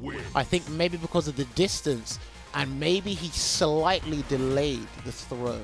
Because sometimes when you go for a throw option select to punish a V shift, you might be manually timing your throw, which therefore changes the outcome of your frame advantage on a V shift to punish that properly. So I think he got the timings of everything just wrong, and then that's why obviously he's committed to that because he saw a V shift. Anyone's going to commit to their attacks when they see the blue. Of course. So Gets the back roundhouse. all right. So So he used that too much. Well, back now roundhouse? he's using it more. Yeah. he uses it in combos. I Yeah. wouldn't really risk using it against Guile. I don't know about Sagat. Yeah. No Guile to be seen in the back roundhouse just comes out to play. Let's see how this goes. V-reversal again. Not quite in range, so there with the jumping. Someone's asked, have we had 10-0s on this show? Yeah, we've had 10-0s on this show about 4 or 5 times now. Yeah. They do happen. It's not Check impossible. last week. No spoilers. Whipping those buttons out, throws out the V trigger, and he's in the corner here. Plus frames once again for Vallix. I think he might be looking for a jump at this point. Oh, nice button there from Greensoap, the standing light kick. Look at this patience. I love it. Oh, and now he's plus. It's hella plus. He tried to jump! Oh, no. He might lose! He didn't go for the pro kick. Oh! Damn. Damn. That was He just unfortunate. inched forward there, Greensoap. Hey, listen, man. When it comes to Sagat shimmying, you're going to throw you. Sagat's pretty scared in a couple of situations. You should be He is. as scared as maybe like a Cammy or a Karen, but Sagat has a couple of moments where it's a bit frightening. He has his moments. Yeah, he's not Cammy or like any of those other strong characters, but he has his moments. Oh, that's definitely not something he wanted out there. Good damage though. Not too bad. He's got Vallix trapped to the corner. Much fears there. Look at these tiger shots right now. He has Vallix in the palm of his hand. Right Yeah, literally fireball trap spacing. He is. Like, I dare you to jump. I dare you to jump. Listen. Please jump. He's living the luxurious life until he got knocked down there. Hold on. He closes out. Whoa, if he'd done that earlier, that might have connected. Reaches the rags, maybe. Hold on, let's see if this goes. That deficit is slowly reducing, but that's only because of the grey damage here. One more tiger shot will close it out. Scary whiff from Vallix. Watch out for the Lost the comeback game jump. for that. Watch out for the comeback jump. Yes, indeed. Oh, now he doesn't have the V trigger, though. This is looking much better than it did just a moment ago for Greensoap. Okay. Oh, there you go. And he actually recovered and made it in time to get that Tiger uppercut. Year of the Tiger, baby. It is Year of the Tiger deed. Maybe that's why he changed over to him. I mean, I was getting a little bit worried because I was sensing that jump, but luckily, again, that situation has been with Sagat for God knows how long in Street Fighter games. So it's only comfortable that he ends that round with an Tail is all this time. Tiger uppercut. Now, someone did ask where are our 2 players from tonight. So Vallix is from Finland and Greensoap is from Sweden. Hopefully that clears it up. I think somebody else said Jammerz Street Fighter 6 won't be out in 2 years. That was just a guesstimate. I don't know anything. That was just a guesstimate. Breaking news. If that's all Jammerz right. said this. I know. Don't worry, clip things out of context, but that's why we keep all the VODs up, because I'll send you the whole thing. But I'm pretty sure... You got the receipts, man. I'm pretty sure my word wasn't taken for gospel. I think someone just wanted to correct me on just something, but that was just my guess, so. Damn, so right now it is potentially set point here for Greensoap. It is, yeah. This is surprising because I feel like at first Vallix was doing pretty well and he did even out the score when Greensoap changed to Sagat, and you said that he might even change back to Guile. It did look like that for a moment. Yeah, it did. The reversal gets punished. Punish. Hold on, he's not going to throw it, Yeah. he gets a delay. Nice work there. Confirmed character in Street Fighter 6. Poison's long lost sister is going to be in Street Fighter 6. You didn't hear it from me. Punish from Greensoap. It's corner carry as well to boot. Right, there we go, looking good here. Neutral jump into the Tiger shot. Yeah, Might drop the a B-skill, little unfortunately. bit too early. He's gonna activate here. Cross cut again. Not as scary up close as from full screen away. Like you said before. Oh, gets the flash knuckle here. Nice combo. Delay again. He's been doing a lot of delays against him. I feel he should go back to doing automatic time meaties, but I guess he feels comfortable just doing the delays. Greensoap's got really good defense though. Yeah, That's it, that's it, that's it. Do it properly, please. Do it properly. Yeah, all right, cool. There you go. You gonna end it? It's a wrap, baby. This is so down to the wire. I'm so happy that this went this way because, like, when I was, thinking about these players, I was like in the mind of like these players are pretty much on the same level. So I'm really happy that they did. I'll tell you Like something. this has gone the way it has gone. Let me tell you something. Your pick was Tell me better than something. Veggey's because Veggey suggested one and it was a 10-0. You suggested one and it's a And he ran away. 9-8. He ran away. And he ran away. Couldn't get in trouble. So that tells you a lot. Somebody said, man. thankfully I don't listen to anything Poison players say. Yeah, because there's only 3 of us on the planet. So it's very. That's not a huge pool of people. That's not a huge pool of people. So yeah. All right, so it's 9-8 to Greensoap right now. Let's see if Vallix can make it 9 apiece and take it to the final game, or Greensoap close it out here. Gets that crush Big counter. crush counter. It's back throw. Low tiger shots galore. Vallix jumps over. Oh, that was Interrupted though. That was probably a cross-cut Tiger shot, but Yeah, I it was turned out thinking to of be this- it turned out to be a That shot. was fortunate. That was fortunate for Greensoap because sometimes Sagat's crosscut does act a little bit funky compared to the other Shoto characters, for example. All right, he's going to be trying to steal some frames here, doing Hail Mary through everything in the kitchen sink, trying to get this round back, but he's not going to do it. V reversal. If he gets a jump in now, Stay I away. swear, he's not going to do it. Ah, there you go. And that's set point for Greensoap right now. He only needs this one last round. Here's the thing. This is the worst position to be in against characters like Guile, Sagat, or Definitely. even Dulcin, because their game plan is the exact same. And it's going to be frustrating if you can't execute your game plan against them. Ooh, nice throw, though, on the V reversal there. Wrong flash knuckle. Yeah, wrong mass and flash knuckle indeed. The reversal again there from Greensoap. He's been using the defensive mechanics really well today. Vallix hasn't really been using V-Shift, but I felt he probably didn't need it. V-Trigger was Yeah, better. a few times against, like, booms preemptively, I feel like. But outside of that, yeah, that's very true. He hasn't used that very much. Gets the trigger, Oh, gets push a him to the big corner. crush Yeah. counter. He's going to push him to the corner, yeah. That's for the back medium, but the V-shift from Greensoap keeps him away. One V-shift a day. V-shift a day. keeps the Throw. doctor away. There you go. I'd wait right there. There you go. Patience is a virtue, and it is well rewarded. But again, it's not done yet. Still set point for Greensoap here. Can he close it out? Vallix had a good round start, and he had a bad one. Let me see it go to the final game. I don't know, man. I think Greensoap wants this done. He's stealing nice frames. chase down. Uh-oh, he's a robber now. He's gonna be a thief. What was that? What was that flash knuckle? Do you know what? Some of Vallix's inputs areas have actually helped him. Beneficial in the most weird way. Oh, big crush counter. No Yeah. follow-up though. He's really trying to... He's an instigator right now. He's trying to go for these, you know, galaxy brain reads and really get a firm, hard read on Greensoap's defensive patterns because he's trying to capitalize on him panicking against Luke, but he hasn't panicked. Looking really good. Let me see this final game. Please, let me see this final game. Throw. Well, back throw though. Wait. Greensoap has the full meter here. He can definitely... Do you know what? Oh, What? oh, there you go. He's not gonna kill though. Right. It's not gonna kill. It's not going to With kill, Luke's health. but here's the thing. Vallix isn't going to get trigger, so this is a very hard spot to come back from. Yeah, but he has Overhead. some... That was the game! That was the game! Indeed! Oh, Vallix! The medium kick. No! Oh, He went for it. Live by the sword, die by the sword, and Greensoap manages to close it out here. And he's gonna win this week's sets. 10-8. Ladies and gentlemen, let us see the GGs in the chat. I gotta tell you, those were some nail-biting games. It was close back and forth adaptations from the start. Greensoap took a lead, Vallix brought it back, but the change to the king, the year of the tiger, takes this first to 10 today. And I gotta say, that was some good stuff. We were itching, we were hoping for that 9-9, that final game, but just that one execution error, that one drop on the overhead punish, Unfortunate. is all it takes there. I gotta get me an eye patch. Maybe you do. I'm not going to, but maybe you can do it. But Well, I can do that. yeah, do you know what? You're gonna do it in 5 minutes while we go on this break, and if you don't, you're fired. I'm gonna Alan Sugar you. You're fired. All right. Wow, okay. Let me see if I can find something. Okay. Go okay. and do it. I have Ladies 5 and gentlemen, minutes. we're going to go on a break. And when we come back, we're going to be in the Discord channel with our guests. We're going to talk about what transpired in that set, as well as ask them some further questions. Don't go nowhere. We'll be back with you shortly.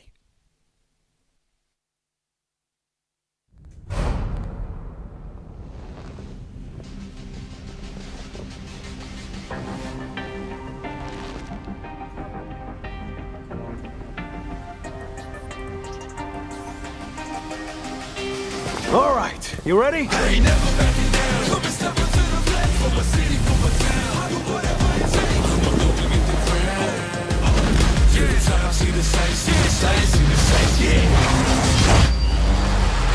Street Fighter 6.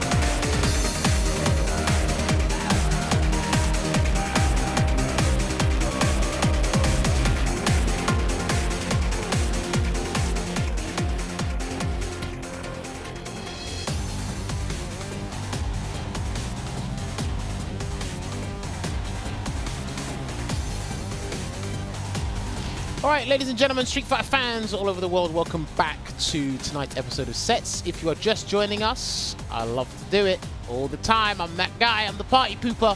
The set is over. As you can see over there, it has concluded, and we have Greensoap as our winner, 10-8, using both Guile and Sagat, and up against Vallix's Luke. I've got to say, man, that was one of the most entertaining sets, and Jesus. Am I fired? I did bring an eye patch. Do you know what? Like, I think Sagat's eye patch changes depending on his costume in Street Fighter 5. This is the story mode one. I will... what do you think, chat? What do you want to rate out of 10?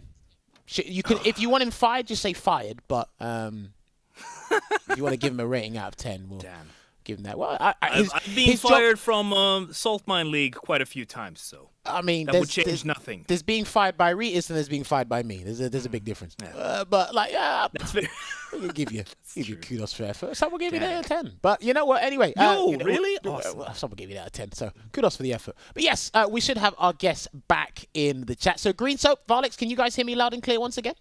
Yeah, boy. Yes, we can. All right, cool, perfect. So, hey, do you know what, gentlemen? That was fantastic gameplay. Very good adaptation from the both of you until Greensoap managed to edge it out there. Now, there was actually quite a number of things going on. Greensoap had good defense. I like Vallix's conversions. I think the execution let you down at times, but I think that's a thing of adjusting to Luke. So I think my first question is, Vallix, how does it feel doing combos, not so much under pressure because this is an exhibition, but when it really counts? How frustrating or nerve-wracking is it to kind of get that level 2 flash knuckle and it's the wrong input or it's the wrong flash knuckle? Isn't that like very infuriating for you? Yeah, man, sure it sucks, but in the end, I know it's something that'll fix itself with time, so I just try to ignore it if it happens and refocus, I guess. There's not much you can do. Oh, no, do you know what? Fair, because honestly, it's a good mindset. It is a good mindset, because I know in fighting games, especially at the highest level in a game like this, like knockdowns are everything, and you miss that chance to get that huge knockdown, it's a big deal. Now, Olvaha was telling me before that Guile is personally one of your hardest matchups to deal with. Do you mean, do you want to like talk me through that? Is he hard for no matter what character you play, or is he just a character you never liked fighting in Street Fighter 5? Can you walk me through that? Yeah. In season 1 and 2, I played Chan and Yuria mostly, and I feel Guile always did pretty well against those characters. Then even against Rashid, he always did pretty well, and maybe it's just my personal weakness, you know, to play against fast projectiles like he is. Okay. Another question as well. You didn't really use V-Shift as a way to get in, or should I say V-Shift break? You used it sometimes. I think you used it more so against Greensoap's Sagat as opposed to his Guile. But again, against projectile-based characters, or heavily projectile-based characters like Guile and Sagat, like using V-Shift break is kind of the anti-tech against them. So was there a reason you didn't want to use it as often, or were you just wanting to preserve the V-Trigger and rely on the V-Trigger fireballs more often? Against Sagat, I think I was like more comfortable with the spots and strings and places where to use it in general. Against Guile, I tried to stick to a range, I think, where the break would have often whiffed. And maybe at other times I was just so preoccupied with other stuff, I kind of just forgot about the option. Yeah, I mean, look, it's difficult in this game because you're thinking about, what, 7 to 8 different things simultaneously. So while me and Olvaha are lovely backseat gaming roles, well, we're like, yeah, you guys can do this, you guys can do that. Yeah. It's like, yeah, but I was so focused on, you know, the back kick, the back fist, and it's like I didn't even consider using my V-meter for that, and I needed V-Trigger to hang on to it and make the comeback. But honestly, I think, like, you guys adapting to one another was like really entertaining and done or executed really well. Actually, I wanted to ask Vallix and Greensoap. We can start with Greensoap for a change. How do you feel the Luke-Guile matchup is? Because at first when Luke was released, I feel like a lot of people said that it's kind of tough for Luke. Greensoap, how do you feel? So I asked the Kainu this, and he was like, I play Mr. Crimson all the time, and it's Guile Faber. And I searched high and low on CFN for their replays, and I could not find any like Mr. Crimson Akainu sets. So I don't trust him. And Wow. What a Daigo Umehara thinks it's very hard for Guile, and I agree with him. How about you, Vallix? To be honest, even though I lost, I still think it's pretty good for Luke as well. And I think it's a matchup that will only get better for him as players continue to learn it and find the right ways to play it. The thing about why I switched Uh-huh. is I played it with Shax like today and yesterday a lot, and I think Vallix probably watched those sets as well because he did not do what I thought he would do. Damn. But he can interrupt so many of Guile's block strings even on hit.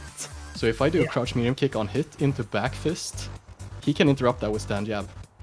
Yeah, he can, can't Because he? of the range. Because It's the range 5 of the frames. gap. It's so stupid. So It's such a powerful tool. I think The stand light kick also serves as kind of the same function. I mean, having that knowledge is there, but then we go back to what Vallix was saying before. Is that at the time I probably didn't think about it because again, remember, there's a starting point for every matchup, whether it's the characters or in game or the players, and then it kind of evolves and develops over time. If it doesn't get to that point, it's still good having that knowledge. But at one point, you're like, is it worth the risk trying to do this here? And was it game changing at the time? I'd have to go back and look at the set to find the specific points, but it was pretty interesting. Also, as well, I got to ask Greensoap, because you were having the lead, and then Vallix was coming back. I mean, was that frustrating at all? Because you're like, wait, how can I not run away? Why can I not get a 2-game buffer against this guy? Because I thought it was fantastic that he was able to keep the deficit so low and so close, right? How did that feel for you, like first-hand experience? I just felt that the games went so back and forth. Like it would either be me on the offense doing good or him on the offense doing good. Okay. So it didn't feel like a safe game, so to say. Yeah, it was like quite volatile. Yeah, it was just hard reads paying off. Yeah, I saw Vallix was going for a lot of hard reads when you had a significant life lead. So the Hail Mary jumps, he tried to get in range where he could throw out stand fear so it connect. But again, you had good spacing and actually good resilience on defense as well to kind of snuff that out. So I can understand, going back to Vallix's point before, I can understand saying the matchup can only get better for Luke over time. But what you also have to remember is there's a patch coming soon, and I don't know what they're going to do. If they're going to cut Luke's hair, going to cut his toenails off, like I don't know what they're going to do. I definitely think his health should go down because there were some rounds where when Greensoap was playing Sagat, I was like, yeah, Luke should be dead, and he's not. Yeah, that was, yeah.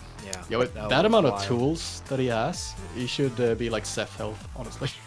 You reckon he should have Seth health? You know, I was thinking he should have at least 975. I didn't think any lower than that. I mean, the thing is, Jammerz didn't even use all of the tools that I thought he would use. He didn't use the X tackle that much. Although against Gal, it's maybe not as good as like versus Sagat. Yeah, I guess Sagat it's better.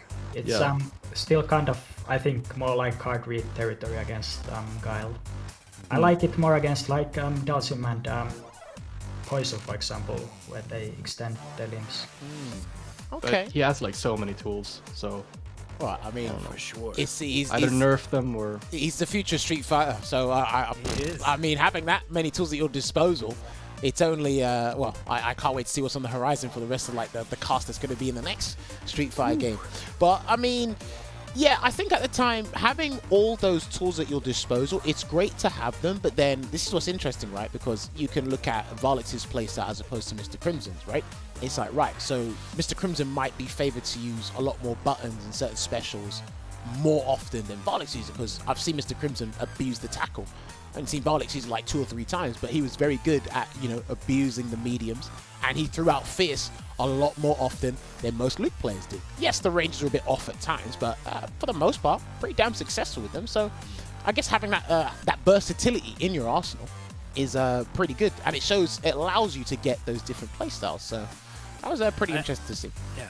I have a question for Vallix, actually.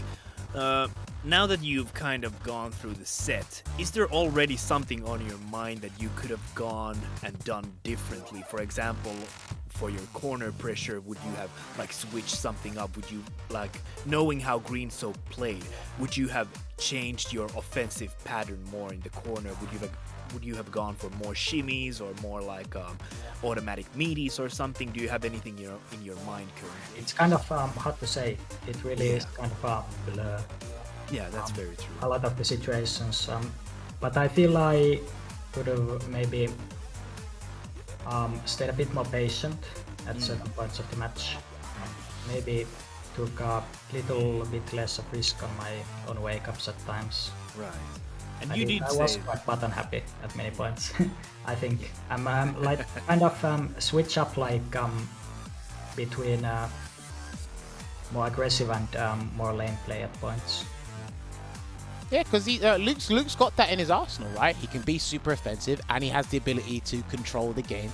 And there were points when you were actually playing against Greensoap Sagat where you had one bar, you were in V-Trigger, I said, right, Sagat cannot do anything now. Whatever fireball he throws out, you can respond accordingly with the V-Trigger fireball. Yeah, it's or the reactable. EX one. So it's interesting. And again, like I don't think you've been playing Luke for long. Am I mistaken in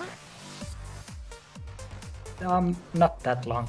Yeah, so I mean, with how far you've come in the short space of time using Luke, I think this is pretty good so far. I think it's just, again, getting better with the situational awareness, understanding a few more matchups a bit more. But again, right now, this is looking a pretty formidable Luke. But like you said, a little bit more patience in certain areas. And again, that just comes over time with Street Fighter V. If there's one thing I could nitpick at through that set, is probably watch how you play, or watch the replays back and watch what you do. Pay very close attention to what you do when you haven't got the life lead and how you're trying to get in.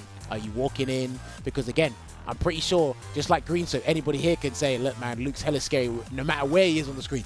I just felt you did a bit too many hard read jumps. Like you wanted that comeback Hail Mary jump, and it didn't quite work out because I think everybody could see it coming.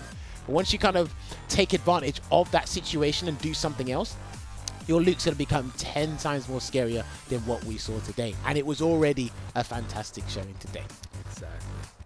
That was interesting as well. But, I mean, Greensoap, what made you...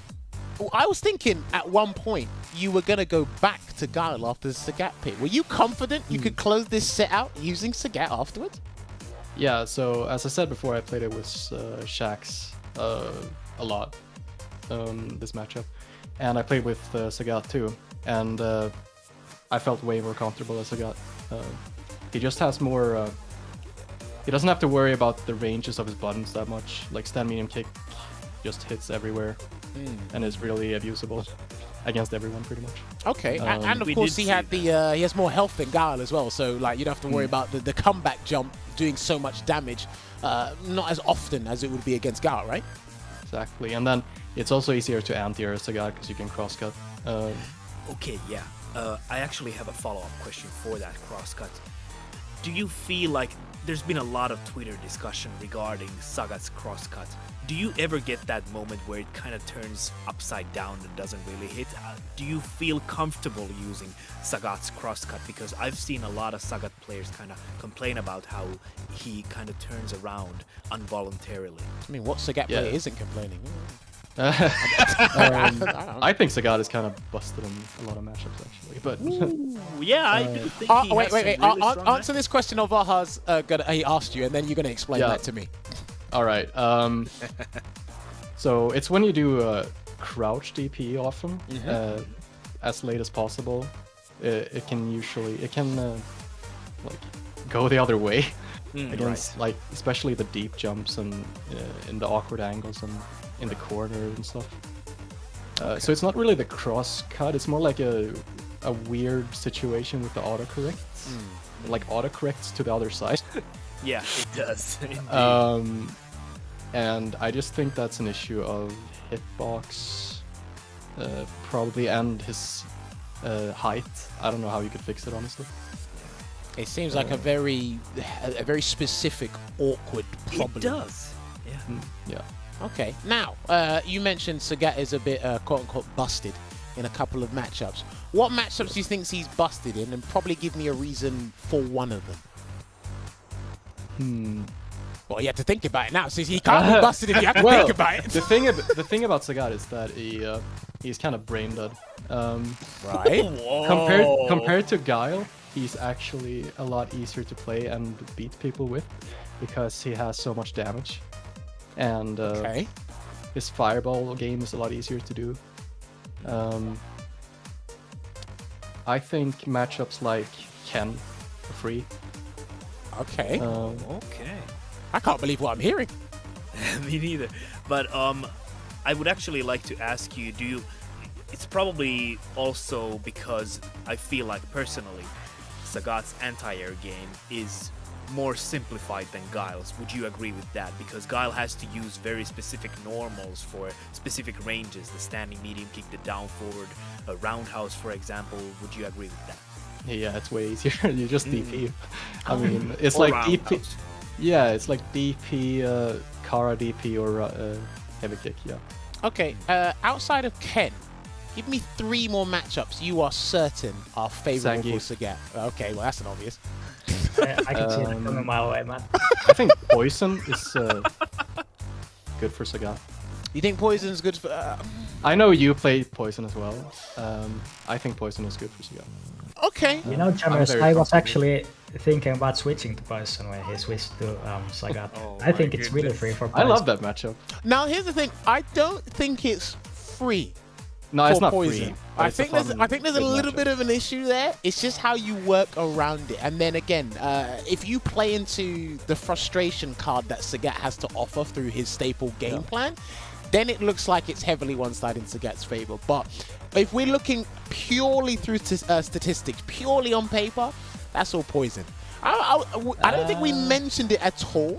But I was like, nah, I think Vallix might stick with Luke because Luke's just a very powerful character. I don't think he needed to swap, but I don't know.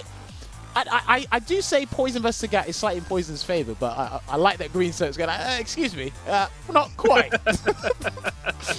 But it's more that Sagat is he can like fight the top tiers really well. Like he can fight Seku, Karen, Cammy, Urian, like. It's way easier to execute his game plan than Guile because he has so much lower risk on his normals. Okay, interesting. Guile has Guile's pokes are like heavies, you know, back heavy kick, back heavy punch, upside down kick. Zobat is basically like it has 20 frames of recovery. Okay. And so stand medium kick is like you have to wish punish it as Sagat. Yeah. Bye. Do you know I what? would- Interesting. Go for it, Olvaha, please. I would like to point out if Veggey was here and you said that Sagat does well against top tiers, he would say, "We'll not dulce him because he's busted and broken." God, you just had to squeeze that in, didn't you? I had to. I'm so glad Veggie's on holiday right now. Right, we are just about running out of time here, so I gotta hit you guys with my universal questions. Unless you got any other questions you want to ask the gents before I hit them with the universal ones, Olvaha. No, go for it, please. All right, cool. So, gentlemen, as you know, there is a patch coming up in March, which is basically you blink and it's going to be next week. But I got to get the answer from Vallix first. Is there anything you are hoping to see in this upcoming patch? Or are you just going to kind of just go with the flow and just work with whatever Capcom throw our way? To be honest, the current top tiers, at least, I find, even though they've been around for quite a long while, and I know many people would like to see them go away and maybe see some new faces up there in the ranks, I kinda like them. You know, you have like Karin, Cammy, and I guess Japan rates Chun pretty highly, and you get Rashid. I kinda feel like they're really fundamental characters in the end. Cammy? They I love the head tilt from Jammerz. What is he He's like- talking? I can't. Really? Finish what you're saying, please. I Don't know. listen to us. Yes, yeah. But I feel like they play Street Fighter at the end of the day. They aren't gimmicky. They aren't that bullshit. When you lose them, you at least kind of feel like it was at least somewhat fair, you know? You But, have left me speechless. Okay, but maybe don't be done a bit. and buff some cool characters that have remained in the shadows for many seasons now, like Kage. Maybe someone else as well. Oh, no. You do not want Kage being top tier. Trust me. You do not want that guy being top tier. I don't. I could beat him, but I don't want him top tier. That's crazy. But actually, like, just mix it up, I guess. Okay. It's kind of hard for me to say how they're exactly going to accomplish that. But it's going to be the last version, I guess. Yeah. The game is going to remain like this for a long while. So, yeah, it's kind of hard to say. I just say, just mix it up.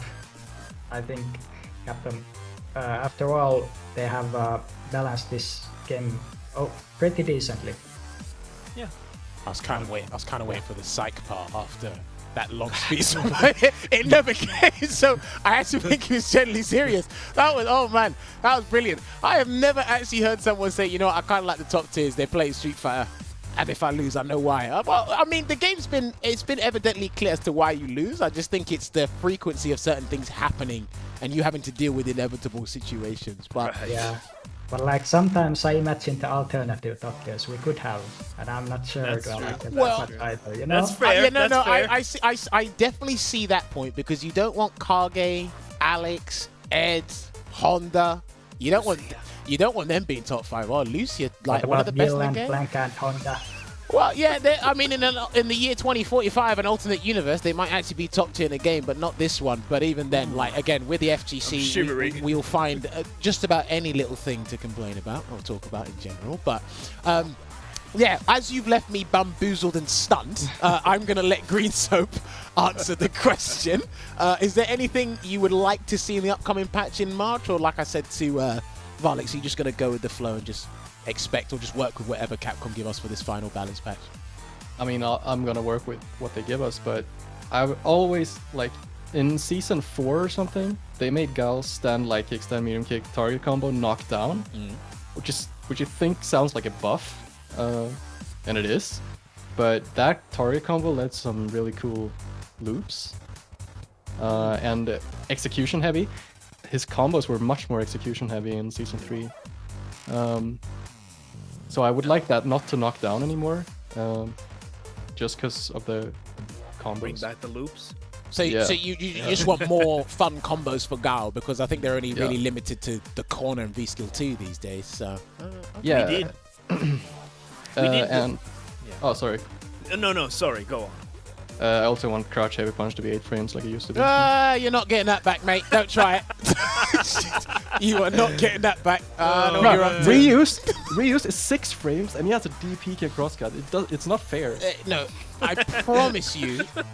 I understand it's not fair, but I've got to deal with the Ryu Army enough as it is. I don't want them getting anything. But like, look, they got 4 pages. Ryu Army. They have quite a presence in you. They got 4 pages of buffs, and unfortunately, only 2 people out of the Ryu Army probably figured out what those buffs were. Everybody else, one of them is Jimmy. Shout out to Jimmy. I think everybody else is trying to find their way of the character, and it's actually getting a nuisance. So, if they just do 4 pages of nerfs, that'd be fantastic. Because dealing with Ryu, like Vallix said, European Street Fighter takes the cake over any other region's online CFN. I said that live and direct on Capcom Fighters. Yeah, I've got 3 other people here to vouch for that, because it is a nightmare in our neck of the woods. But yes, I think we are unanimous here.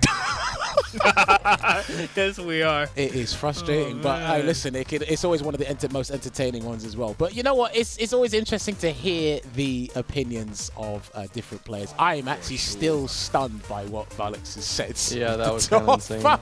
Honestly, I think it's awesome that he kind of thinks differently about it. Yeah, but we need those kind of opinions, though. Exactly. We can't have everyone it makes fall it in much line. more interesting. Do you know what? I actually think he hasn't been hit by the mirror enough from Urin. I don't think he's been hit by V-Trigger Kami enough. I don't think he's. I don't think. Do you know what? I like Vallix because I don't think he's. I don't think he's been hit by some of this stuff. So it's just like, and he's using Luke. So he's like, nah, it's all right. I got 1025 health. I can come back. I mean, that's it. When you're playing such a stress-free character, That is actually, yeah. You That are is kind so of true. like a Capcom about these things like ages or can be trigger, you know? Oh man. That is a very base thing to say. All right, Dude, did you see gentlemen. how long I had to block against Luke? Oh yeah, you did. Look, we all have to do that. All right, You were gentlemen. like Mother Teresa. One final question here before we let you go. Vallix, is there any character you would like to see in Street Fighter 6? A returning character or a new one? Anyone that comes to mind? Let's see. Damn, Yeah, yes. that's a hard one. All right, shall I come back to you? No, Rashid, actually, yeah. You got Rashid to come? Damn, you're boring. Oh, you're boring. He wants Rashid to come back. Oh, man, you are boring. Anyway, You gotta ask me to. You gotta ask me to. Greensoap, what character would you like to see in Street Fighter 6? DJ. You are even Hell worse yeah. than he is. Oh, my Bruh, word. dude, DJ's so fun though. Oh my Listen, god. Stop talking. Stop talking right now. That character's not coming back. Okay, ask me. Ask me. Olvaha, what characters do you want to see in Street Fighter 6? I love how you change your tone. I would like to see Hakam back. Oh, bro. All right. I probably should never have asked that question to the three of you. God damn it. No variety, no fun, nothing between the three of you. Lord Jesus, I love European Street Fighter. You guys are the greatest. Right, gentlemen, we are just about out of time. It's been a pleasure talking to you both and having you on the show. Once again, congratulations to Greensoap for winning the First 10 exhibition. We're going to put these guys' social media on the screen right now for you guys to see it. Of course, these are their social media outlets. You can follow them there and get more information about them as well. And you can see them in Salt Mine League or competitive Street Fighter 5 play in general. Right, I didn't saw my guess, so I have to give it to you after some of these outlandish answers you've given me. Got to give you the podium. Greensoap, have you got any final words for the viewers at home?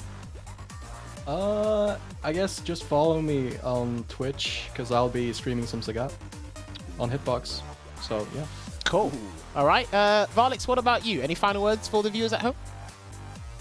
Yeah, first of all, thanks to you guys for inviting us to play. I think we had a really nice set. Shout out to the Finnish fighting game Discord. Yeah, that's about it, I think. Fantastic. I thought you were going to say something outlandish again about Street Fighter 5. I was about to hold you about to Yeah, stop I you there. thought better of it. Base I would say. I already had enough of those. That's brilliant. But yes, gentlemen, when you are ready, you can leave the Discord call so myself and Olvaha can close out the show. And I'll drop you both a message later thanking you once again for coming on the show. Are you gonna talk the shit now about us? I might do. Let's see how it is. We apologise for anyone who got offended by that, but do not worry. I probably should have mentioned that at the start. But yes, when you are ready, you can leave the call so we can close out the show. All right, so that was pretty entertaining there. Again, That was very entertaining. I appreciate you for suggesting them and bringing them on the show. It was actually Gladly. a very interesting set, I gotta say. I'm and very again, happy it was so even as it was, and like we saw a few characters as well, which is We did, you know we did. makes me always happy. Like we talked about this earlier. Both of these players have some like very strong characters in their arsenal, so I was happy to see that Sagat. He doesn't really get too much spotlight. Oh, of course. I think the last Sagat we had on was Zaffarino way into last year, and then before that it was Ryan. So we haven't had much Sagat on here, and I don't think as well, after the Luke showcase with Problem and Crimson, I don't think we've had a Luke on here. I'd have to double check. Don't think someone's picked Luke. I could be wrong. My memory's like I've got memory of a fish. I forget what happened like 2 minutes ago. Me too. But yeah, I think it was good to see some Luke as well. But again, solid picks. Make sure you keep an eye out for those two in the European region. Again, they're not the names on your lips or at the top of the lists. But again, we've got quite a number of hidden gems in the European region. And those two names you saw there, courtesy of Olvaha, are some of those names you want to add to your lists as well. But yes, that is pretty much it. No Veggey tonight, but Olvaha, thank you for... Sadly. Well, no, it's not sadly. He's going to No, be back. for me. yeah, well, Maybe not for you, but you'll have to see Veggey's contract, like you said before. Oh, yeah, don't worry. We are sorting out your contracts as we speak in the back. You managed to save your... Oh, man. You managed to save your It's bacon, like- so you're still around. But yeah, essentially, that is going to be it from us. Do not forget the CPT finals has happened. It is concluded. So basically, there's not going to be any CPT competition on the network until well, Capcom announced something. So I guess Jammerz. we're the only ones that are going to be on the network now, right? Yeah, and that kind of like, I have to say, it kind of feels outlandish because like last autumn was like jam-packed with Street Fighter 5 action, like every weekend almost, a qualifier, and that was very nice. But yeah, like you said, we're probably the ones online here every Monday, baby. So yeah, do not forget, we're going to have more guests and more interesting conversation with our guests and interesting exhibitions coming your way. And of course, when the patch comes out, well, we'll know when you guys know. Simple as that. Do not forget to follow Capcom Fighters on all the following social media outlets. The Twitter, the YouTube, the Twitch is what we're on right now. Twitch.tv/Capcom Fighters. You can follow them on Facebook, but like we urge you to follow them on the other 3 platforms, of course. There is a Street Fighter 6 teaser trailer, so if you want to watch that 50 times, make a reaction video, do your breakdown analysis on Ryu Sandals, go and do so. You're probably bored if you want to do something else, but yes. It is a fun time to be a Street Fighter fan. Look forward to the patch. Look forward to Street Fighter 6 on the horizon. And of course, Olvaha, have you got any last words before I close out the show? Ooh, I'm looking forward to that one. But yeah, I just want to say once more thank you to Greensoap and Vallix for being here, giving us such an entertaining show, and also being available at like such a short notice, which was like, we really appreciate that. And we had some like really fun conversations, good sets, and we enjoyed ourselves. And also, I gotta say, shout outs to that one resident Croydon Street habitant, Veggey, my bro. I miss you. Well, your thoughts, you are in our thoughts. You're not in mine, you're in his. But like, you're in somebody's. Anyway. Also in chats, most likely. Hey man, the people love Veggey, and don't worry, your wish shall be granted. He'll be back with us next week. Back to the normal stuff, and we're going to have another interesting European exhibition for you guys. So keep an eye on Capcom Fighters this upcoming week for the next fight card and sets. But until then, we're going to love you and leave you. We will see you next week. Street Fighter 6 on the horizon. You might want to wear sandals. You could feature in the next Street Fighter. Take care. We'll see you next week.